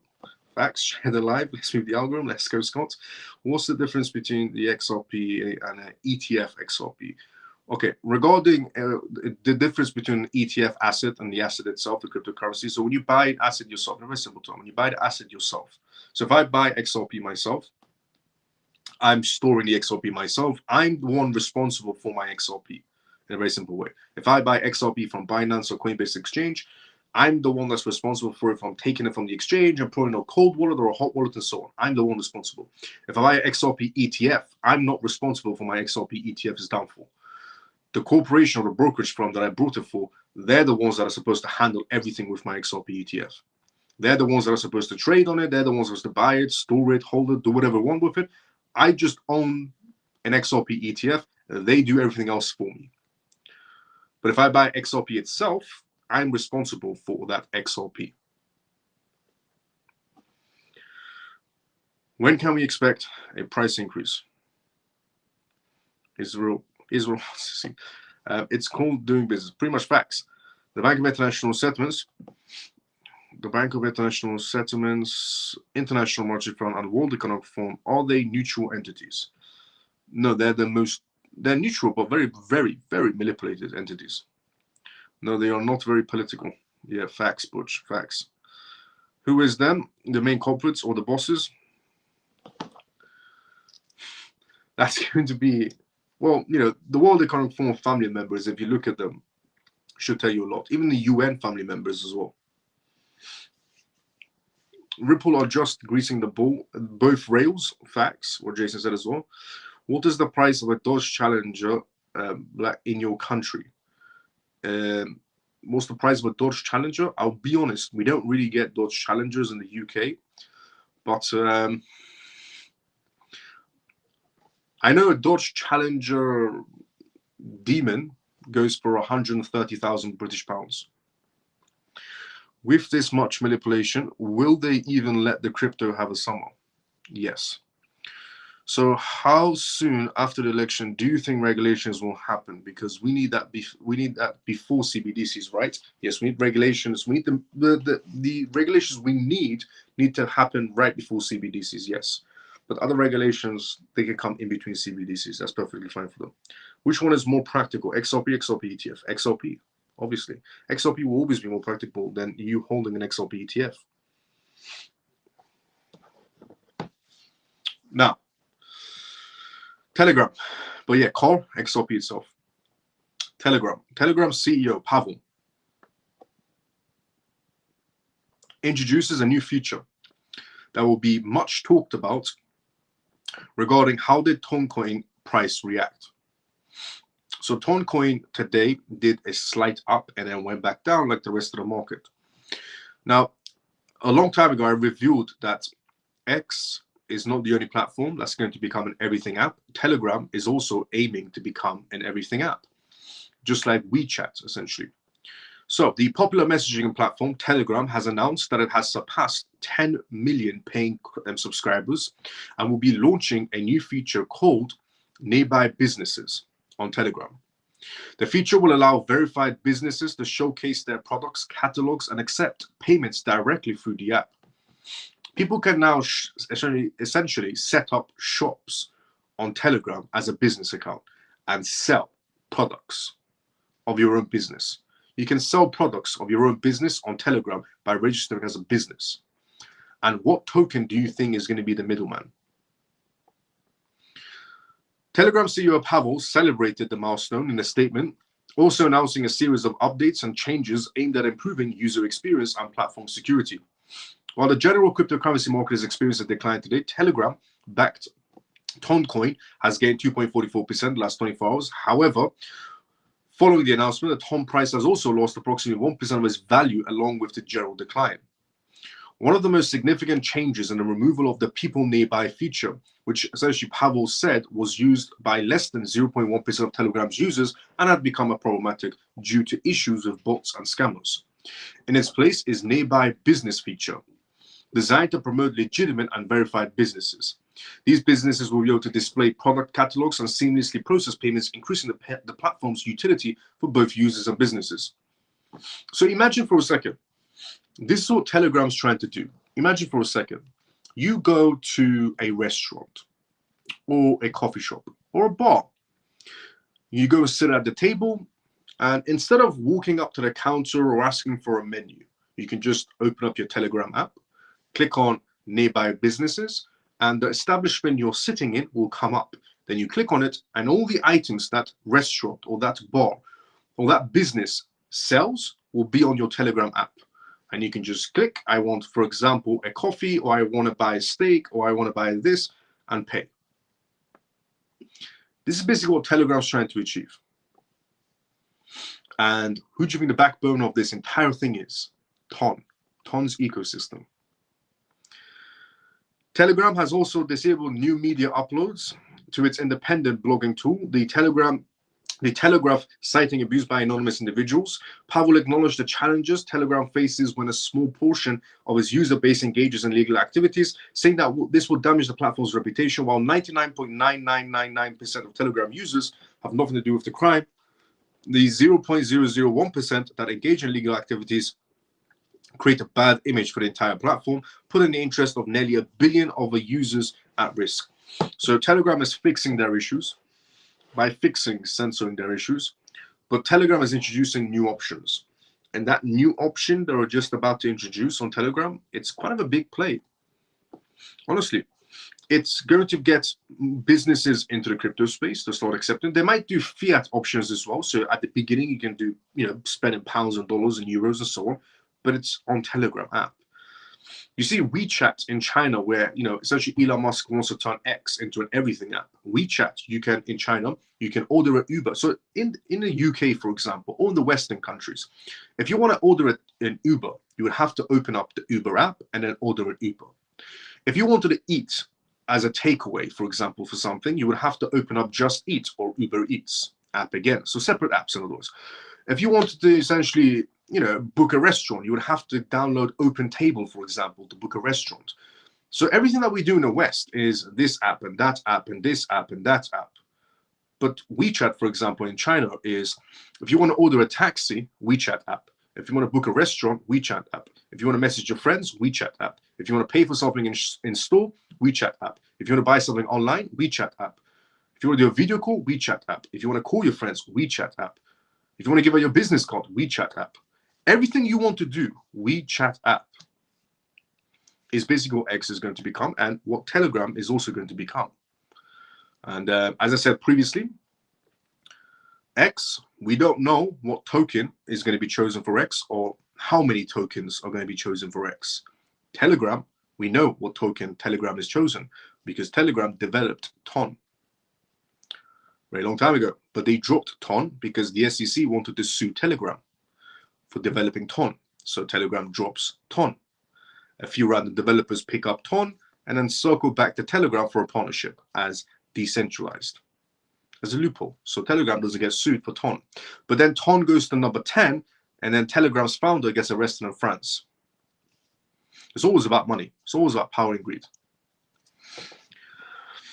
And that's why some Russian officials were also angry at the fact that why is the Western countries doing this? Why is France trying to manipulate the price of TON? Is what some Russian authorities said. Because also the West assumes that the reason why TON climbed the ladder so fast is because there might be some Russian money inside of TON that's not supposed to be there. But anyways, putting that to one side. What Telegram has introduced is amazing. It's the first steps of getting closer to that concept of everything app. And we know what they're using.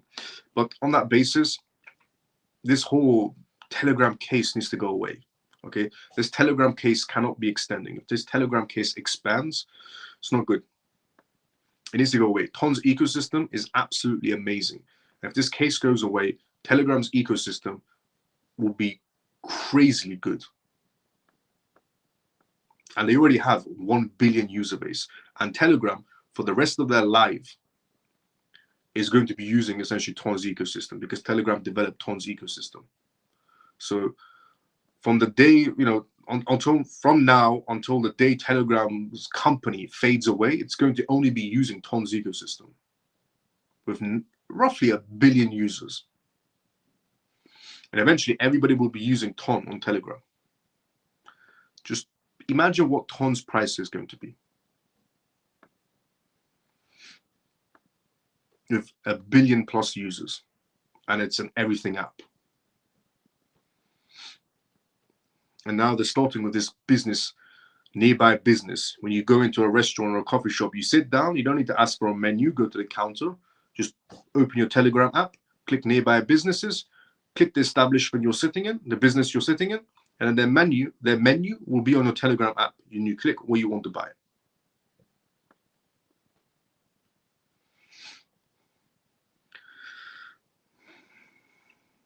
Now let's go to the comment section before I tell you the next news regarding Japan. Who is them? The main. Nope, we read that one. Where was he? Where was I? Nope, read that one as well.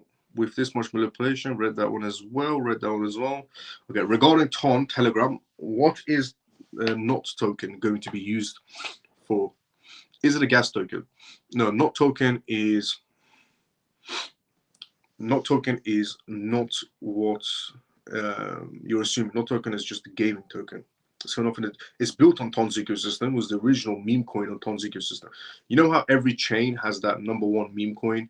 So for example, Ethereum's #1 meme coin is Shiba Inu, for example, on the ETH chain, and Solana's is something else, and AVAX is something else. And Brett for Coinbase's base chain. For Telegram's ecosystem, Ton, NOT is their meme coin.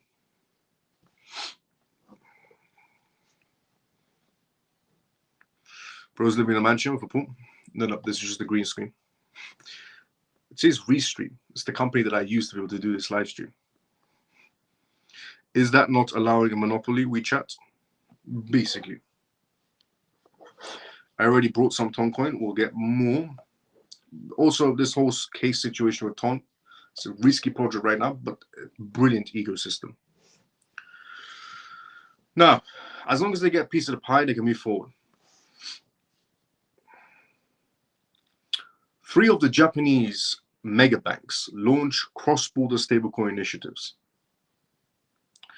3 of the Japanese largest banks are set to trial a new stablecoin-based platform for cross-border transactions.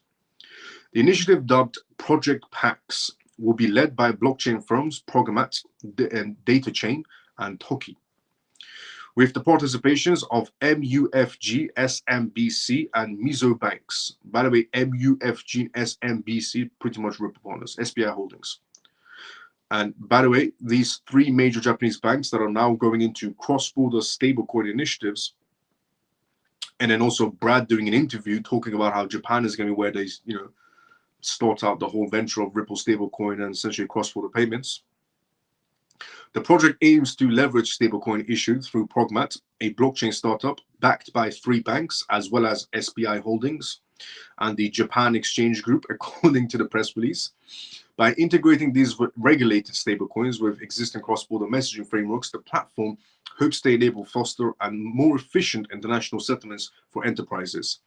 This enables financial institutions to avoid operational redundancy with fiat currencies and transfers, and essentially minimize investment costs, the project stated in a press release. The extended point to use stablecoins issued for Progmat, a blockchain startup supported by 3 banks as well as SBI provisions and the Japan Trade Gather. This approach is designed to address regulatory compliance challenges such as anti-money laundering requirements by integrating these regulated stablecoins and truly open and secure cross-chain messaging standards with the current cross-border messaging frameworks. We're enabling cross-border settlements for enterprises at the speed of the internet. The project team said in a blog post, Progmat Progcoin stablecoin platform will underpin the initiative with the ability to issue stablecoin dominated and major fiat currencies like the Japanese yen, US dollar, and euro. The Project PAX trial is set to commence with the prototype phase with the aim of commercializing the platform by 2025, according to the project statement. So with essentially Russia, with the next news is Russia, that's why I just mentioned Russia for a second. But with essentially Ripple wanting to put a foothold on essentially Japan's market space with their stablecoin, and Brad mentioning it, how Japan is going to be leading those ranks. Well, 3 banks in Japan are getting ready for cross-border and CBDC, cross-border and stablecoin payments. Perfect timing for Ripple to be putting that foot inside there. Now, the Russia news. Russia, essentially, Trump vows to remove all US sanctions on Russia before they kill the US dollar. On this live show, I said that the sanctions are not in favor of the United States on Russia. because the West is still buying oil from Russia, but the West is buying it in a loophole. So India buys oil from Russia and sells it for more expensive price point back to the US. Same scenario. India buys Russian oil and sells it back to the UK for an expensive price, which is dumb. In general, it's all dumb. It's like when you're sitting at a dinner table with 3 people and you don't talk to one of those people, and you say to your friend next to you, tell that person to pass me the salt, and your friend is the middleman that passes you the salt. It's just stupid. And I said this a very long time ago as well, that this is what's happening. And the UK also released some data on the news where they showed that the UK is still getting Russian oil, but from India.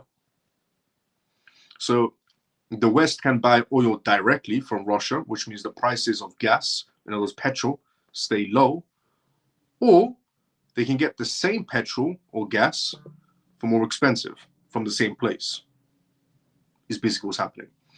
So based on that, Trump has vowed to remove all US sanctions on Russia before they kill the US dollar. Because the West economy is not going to be doing too well if they're buying everything double the price for no apparent reason. And Trump realized this. Almost immediately after the Justice Department went after his former campaign advisor, Dmitry, Republican candidate for US President Donald Trump, said he's going to lift all sanctions on Russia second he gets back into the Oval Office. With Biden, essentially the Biden administration and Biden sanctioning Russia, they did that on purpose. Remember what I said. Remember what I said. Musical chairs, 1 seat. When the music stops, Kamala's side, China takes the seat. One side is manipulating the US to be on a downfall. So China takes the seat. One side wants the US to take the seat in the CBDC world. This entire administration from Kamala, from the Biden administration, Kamala's administration, so on, they want to see the downfall happen. They don't care about the country. They don't care about the people either. One side wants the US to take the seat when the music stops. And Trump realized that all of this sanction is actually not good as a pressure for the United States. It's actually weakening the US as it goes along. Because they did it on purpose. The Biden administration did it on purpose. They spent money on purpose. They started wars on purpose for greed and power. And because obviously Biden is broke, so is Kamala, so is Hillary Clinton, so is Barack Obama. They were broke, to be fairly honest. Barack Obama was broke, but he became filthy rich. Hillary Clinton, broke, became filthy rich. Biden, broke, became filthy rich. And now Kamala, broke, but will become filthy rich if she's chosen as president.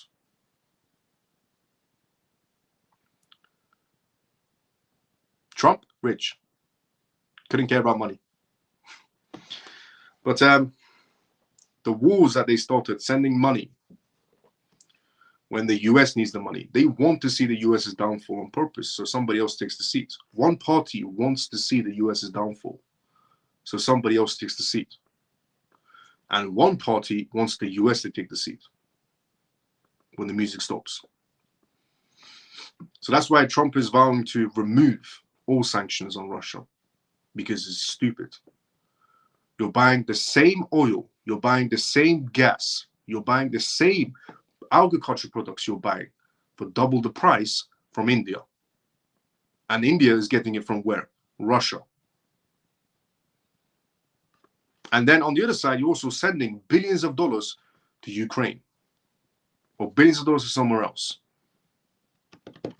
One side wants to see the downfall of the US, and somebody else takes the seat when the music stops.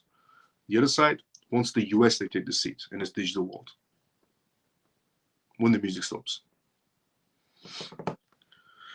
So, according to him, they are hurting the dollar, the American dollar. Simmons and his wife, Anastasia, were charged with working with Russian state media in efforts to manipulate the elections. They allegedly laundered over $1 million for their services to Russian Channel 1, even scoring a personal driver and a car. Simmons has ties with Trump dating back to 2016 campaign. Meanwhile, during his speech, Trump added that you're losing Iran. This is what Trump said. You're losing Iran. You're losing Russia. China is out there trying to get their currency to be a dominant one, which they're not lying. I've been saying this for a while. 3 people are going around one seat. When the music stops, somebody wants to take that seat. It's musical chairs right now. It's Russia going around the chair, China going around the chair, and the US going around the chair. When the music stops, somebody wants to take that seat in a CBDC world. And one party doesn't want the US to take that seat, which is Kamala's party, Biden's party, and Barack's party. They don't want the US to take that seat. They've never cared about the US to start with. The other side is Trump. He wants the US to take that seat in the CBDC world, in the digital world. One side wants the downfall of the US, the other side doesn't want the downfall. And with Trump's speech of you're losing Iran, it was true. You know, when Trump was in power, Iran was losing. Iran was struggling when Trump was in power, was absolutely struggling. Russia, you're losing as well. True, when Trump was in power, he put actual sanctions on Russia, not the way the Biden administration did, where they just want to see the downfall of the US. China is out there trying to get their currency to be a dominant one, which is facts, because they want to sit on that seat. You're going to lose the dominance of the dollar if this continues. Russia supports Kamala for president as well, which was Putin giving his speech. Meanwhile, Vladimir Putin has endorsed Trump's opponent, the Democratic Kamala Harris, for president as well, in response to a question about the preference of the interview, which I revealed on this live show yesterday, with essentially Russia, Putin saying Kamala with a smoke, saying Kamala would be the better choice as a president because she won't do anything, and the downfall of the US will start. And then the music stops, and China takes that seat in the CBDC world. I'm telling you right now, musical chairs. 3 people are going around it. 3 countries are going around it. One party wants the downfall of the US. The other party wants the US to sit on that seat. And one party is seeing this happening. And this party is telling people this is going to happen. Russia, China, and Iran. China's trying to dominate their currency. And again, as I said a long time ago, BRICS is not about collective currencies, a basket of currencies. It's about China pushing their currency. This slogan that BRICS has is about everybody using national currencies is absolute BS. It's about everybody using China's currency. That's all it's about. So music stops. If Kamala's choosing president, China takes the seat. Music stops. If Trump is chosen president, the US takes the seat. Now, if you're a US citizen, I'm guessing you want the US to take the seat. Because it makes no sense why you want China to take that seat.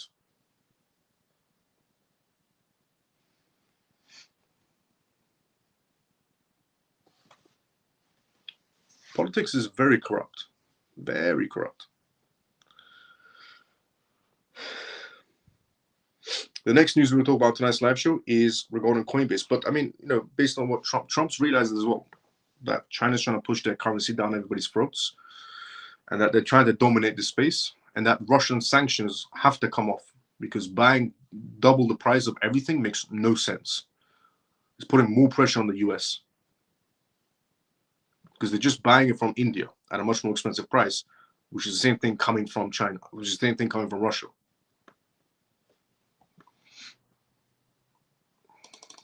Because one side is genuinely trying to make the US fall. One entire party of manipulators are trying to make the US fall on purpose. So China can take that seat when the music stops.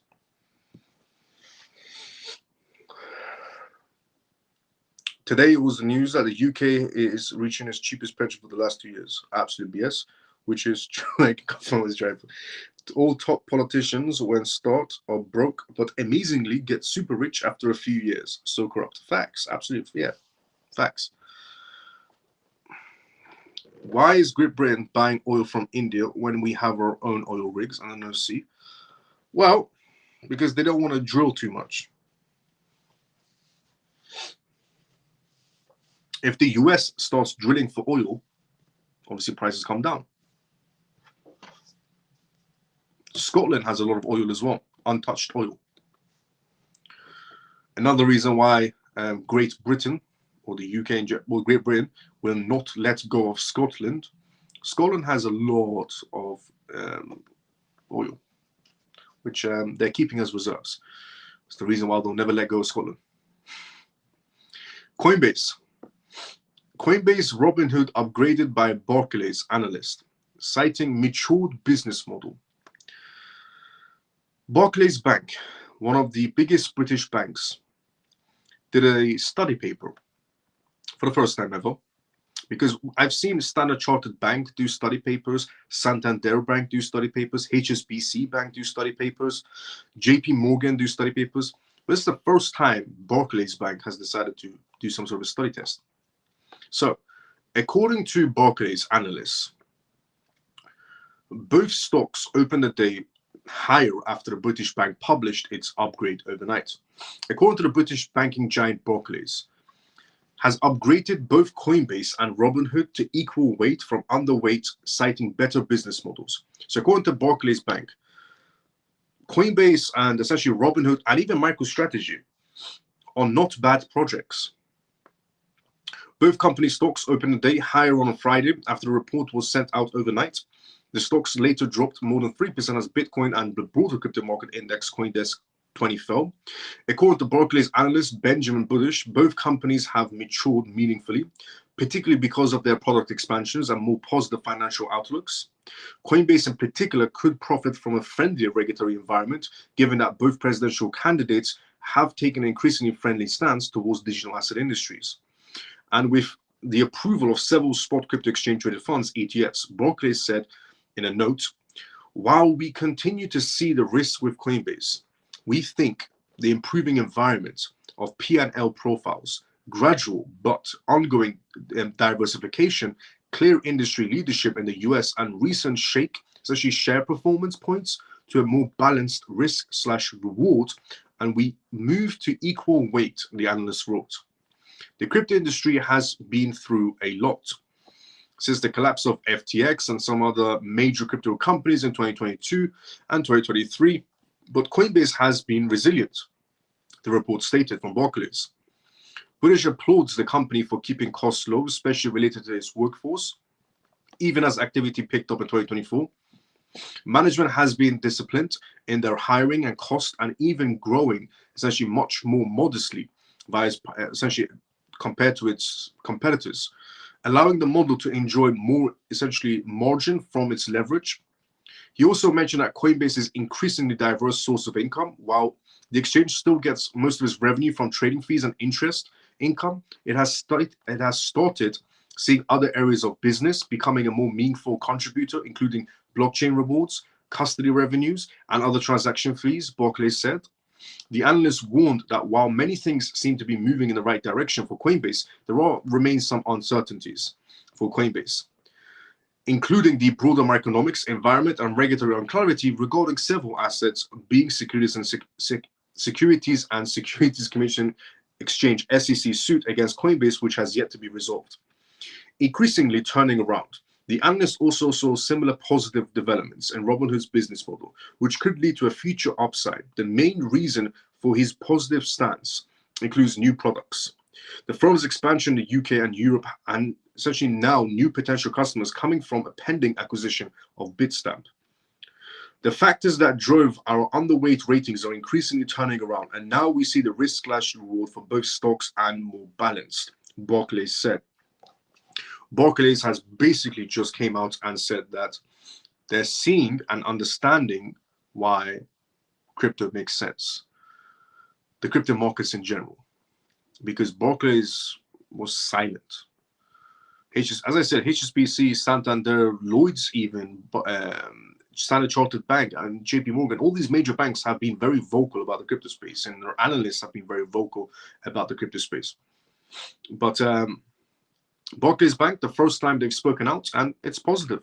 They're basically saying we understand why people decide to diversify into this category as well now. And in Barclays' words, or analysts from Barclays' words, the market is maturing, which is a good sign. It's a very good sign. Now, next news on tonight's live show, moving on from the Barclays news, is senior Fed member.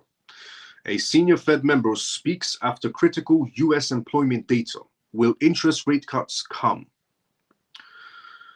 Fed member Christopher Waller signaled in a recent speech that the Fed could begin a series of rate cuts this month, but left the scope of those cuts open to interpretation. Notably, Christopher Waller avoided specifying whether the cuts would be 25 or 50 basis points, but suggested starting with 25 basis points. Christopher Waller also said future decisions would be driven by economic data. Nick also essentially referred to as Fed spokesperson, responded to Christopher Waller's comments by highlighting the conditional nature of his statements. Christopher Waller explicitly reserved the option to accelerate rate cuts if the new data points to further economic deteriorations. Based on the evidence I've seen, I don't believe the economy is in or heading for a recession, Christopher Waller said. Interesting. I also said this as well. When CNBC and Bloomberg, Fox News, every news channel, and 99.9% of crypto influencers at that particular moment in time was saying recession, recession, recession, I said no. Why did I say no? Because elections. We can't go into an election year with recessions. Do you not understand how politics works? If we go into recession, it makes one party look bad. And I don't think that party wants to look bad going into voting season. So according to Christopher Wallace, the Fed member, we're not going into a recession, but he stressed the need to be careful about the word if the data shows a bigger cut is needed. And then I will support that. When inflation accelerates back in 2022, I have strongly advocated for an early rate hike, and I will support an early rate cut if it's appropriate. Christopher Wallace's comments came 2 weeks after Federal Reserve Chairman Jerome Powell made comments at the annual Global Central Banking Conference, in which Jerome Powell said the time is now to ease policies in light of rising inflation and a cooling labor market. Christopher Wallace also echoed Powell's views, but struck a more essentially opposite tone, saying he was willing to consider a significant first rate cut of 50 basis points if data warranted it. Economic indicators released early Friday reinforced the view that the labor market is gradually slowing, with an average of 116,000 new jobs added per month over the past 3 months. Christopher Wallace said that the data, along with other recent economic reports, will play a critical role in shaping the Fed's approach to rate cuts. Okay, let me be fairly honest. We are definitely in one big, massive bubble, and they're definitely playing around with the numbers, because it's election time, and we can't go into a recession during an election time, but after whoever's chosen as the president of the United States, we can go into a recession a little bit of time afterwards, depending on how the market plays out. But we're definitely one big bubble. And this stupid ideology of 116,000 jobs are created every month is a load of BS. Absolute load of BS. Because factor in how many people have lost their jobs to AI as of now is a ridiculous high number. And this ideology of creating more new jobs, no, you're not. Especially not in the US, because the US is outsourcing everything, genuinely outsourcing everything. 116,000 jobs created every month, sure. And if anybody thinks that they can't play around with data, that's not how it works. Data is data. No, you can play around with data, because if you look back at the 2008 crash, Moody's did the data report for the US. And according to Moody's, at that time, the rating agency for all of Wall Street said the markets are excellent. There's nothing wrong with the banking systems or the real estate market. Everything's top notch. And we had the 2008 crash. Moody's knew the numbers were bad, but they lied on purpose, because when Moody's was asked, why, knowing that the numbers weren't too great, why did you say these things? And Moody's said, well, if we don't give Wall Street what they want, Wall Street would just go 2 blocks down and ask somebody else. So we gave Wall Street what they wanted. Fake digits, essentially, on paper. And then 2008 crash. But yeah, they definitely play around with numbers when it suits them.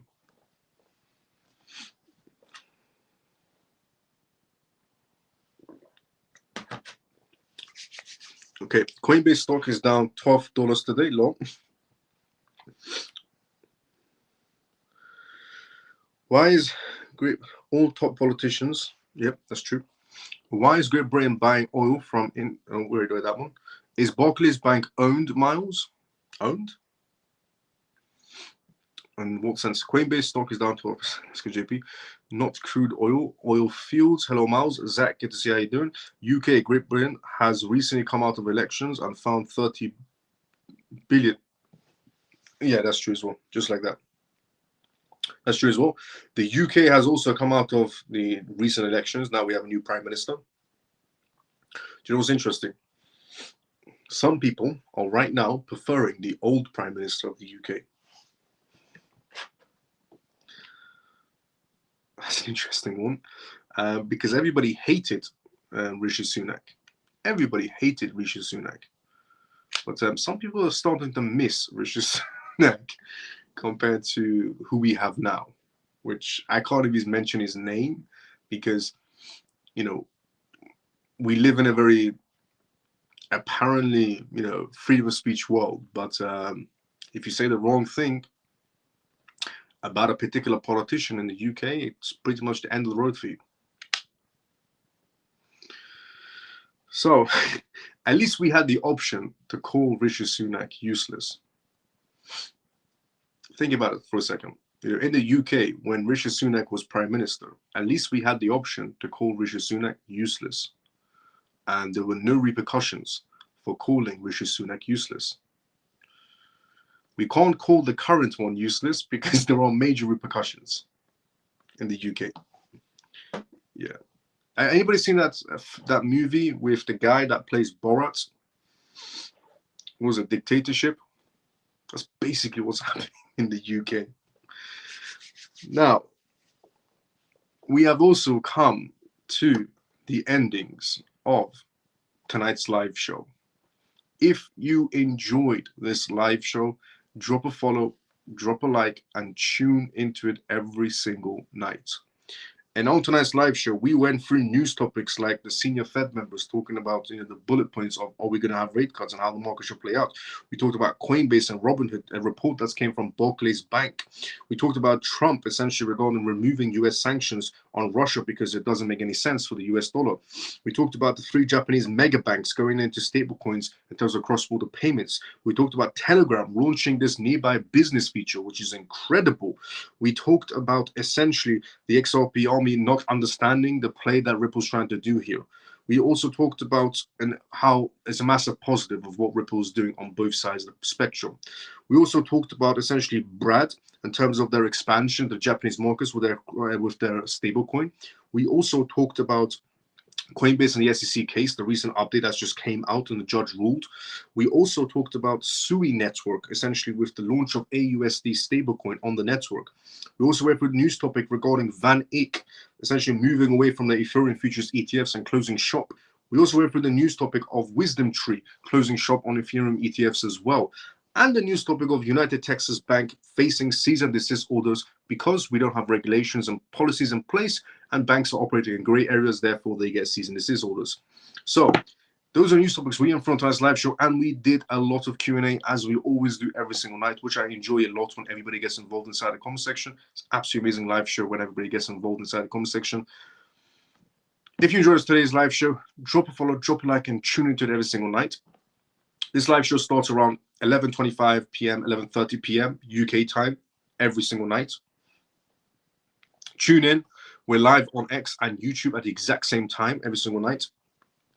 I will see, and this live show is called the CMF live show. I talk about the most recent things that's happening around the world in terms of cryptocurrencies, CBDCs, AI, politics, regulations, And the disclaimer of this live show, as always, is not financial advice, not political advice, and whatever I say is only for entertainment purposes. And we also have our own Telegram group as well, which you're more than welcome to join. It's completely free. I've been doing this live show for more than roughly about 2 years now, I could say. And this is episode 149 of the CMF live show. You can tune into this every single night. 150, episode 150 will be tomorrow. So if you enjoyed this live show, drop a follow, drop a like, and tune into it every single night. I will see everybody tomorrow. Same timing as usual. Everybody have a great day or a good night, depending on where you are around the world.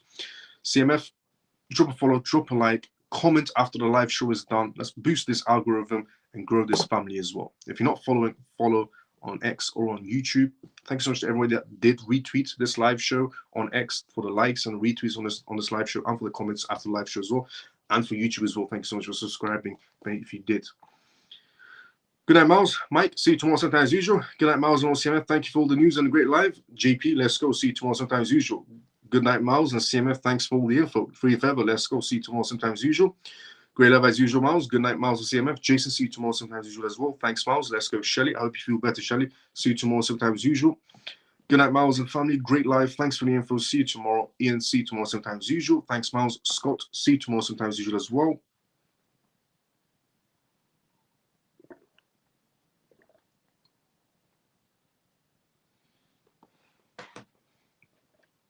See everybody tomorrow, same time as usual. Everybody have a great day or a good night, depending on where you are around the world. CMF, see you tomorrow, same time as usual.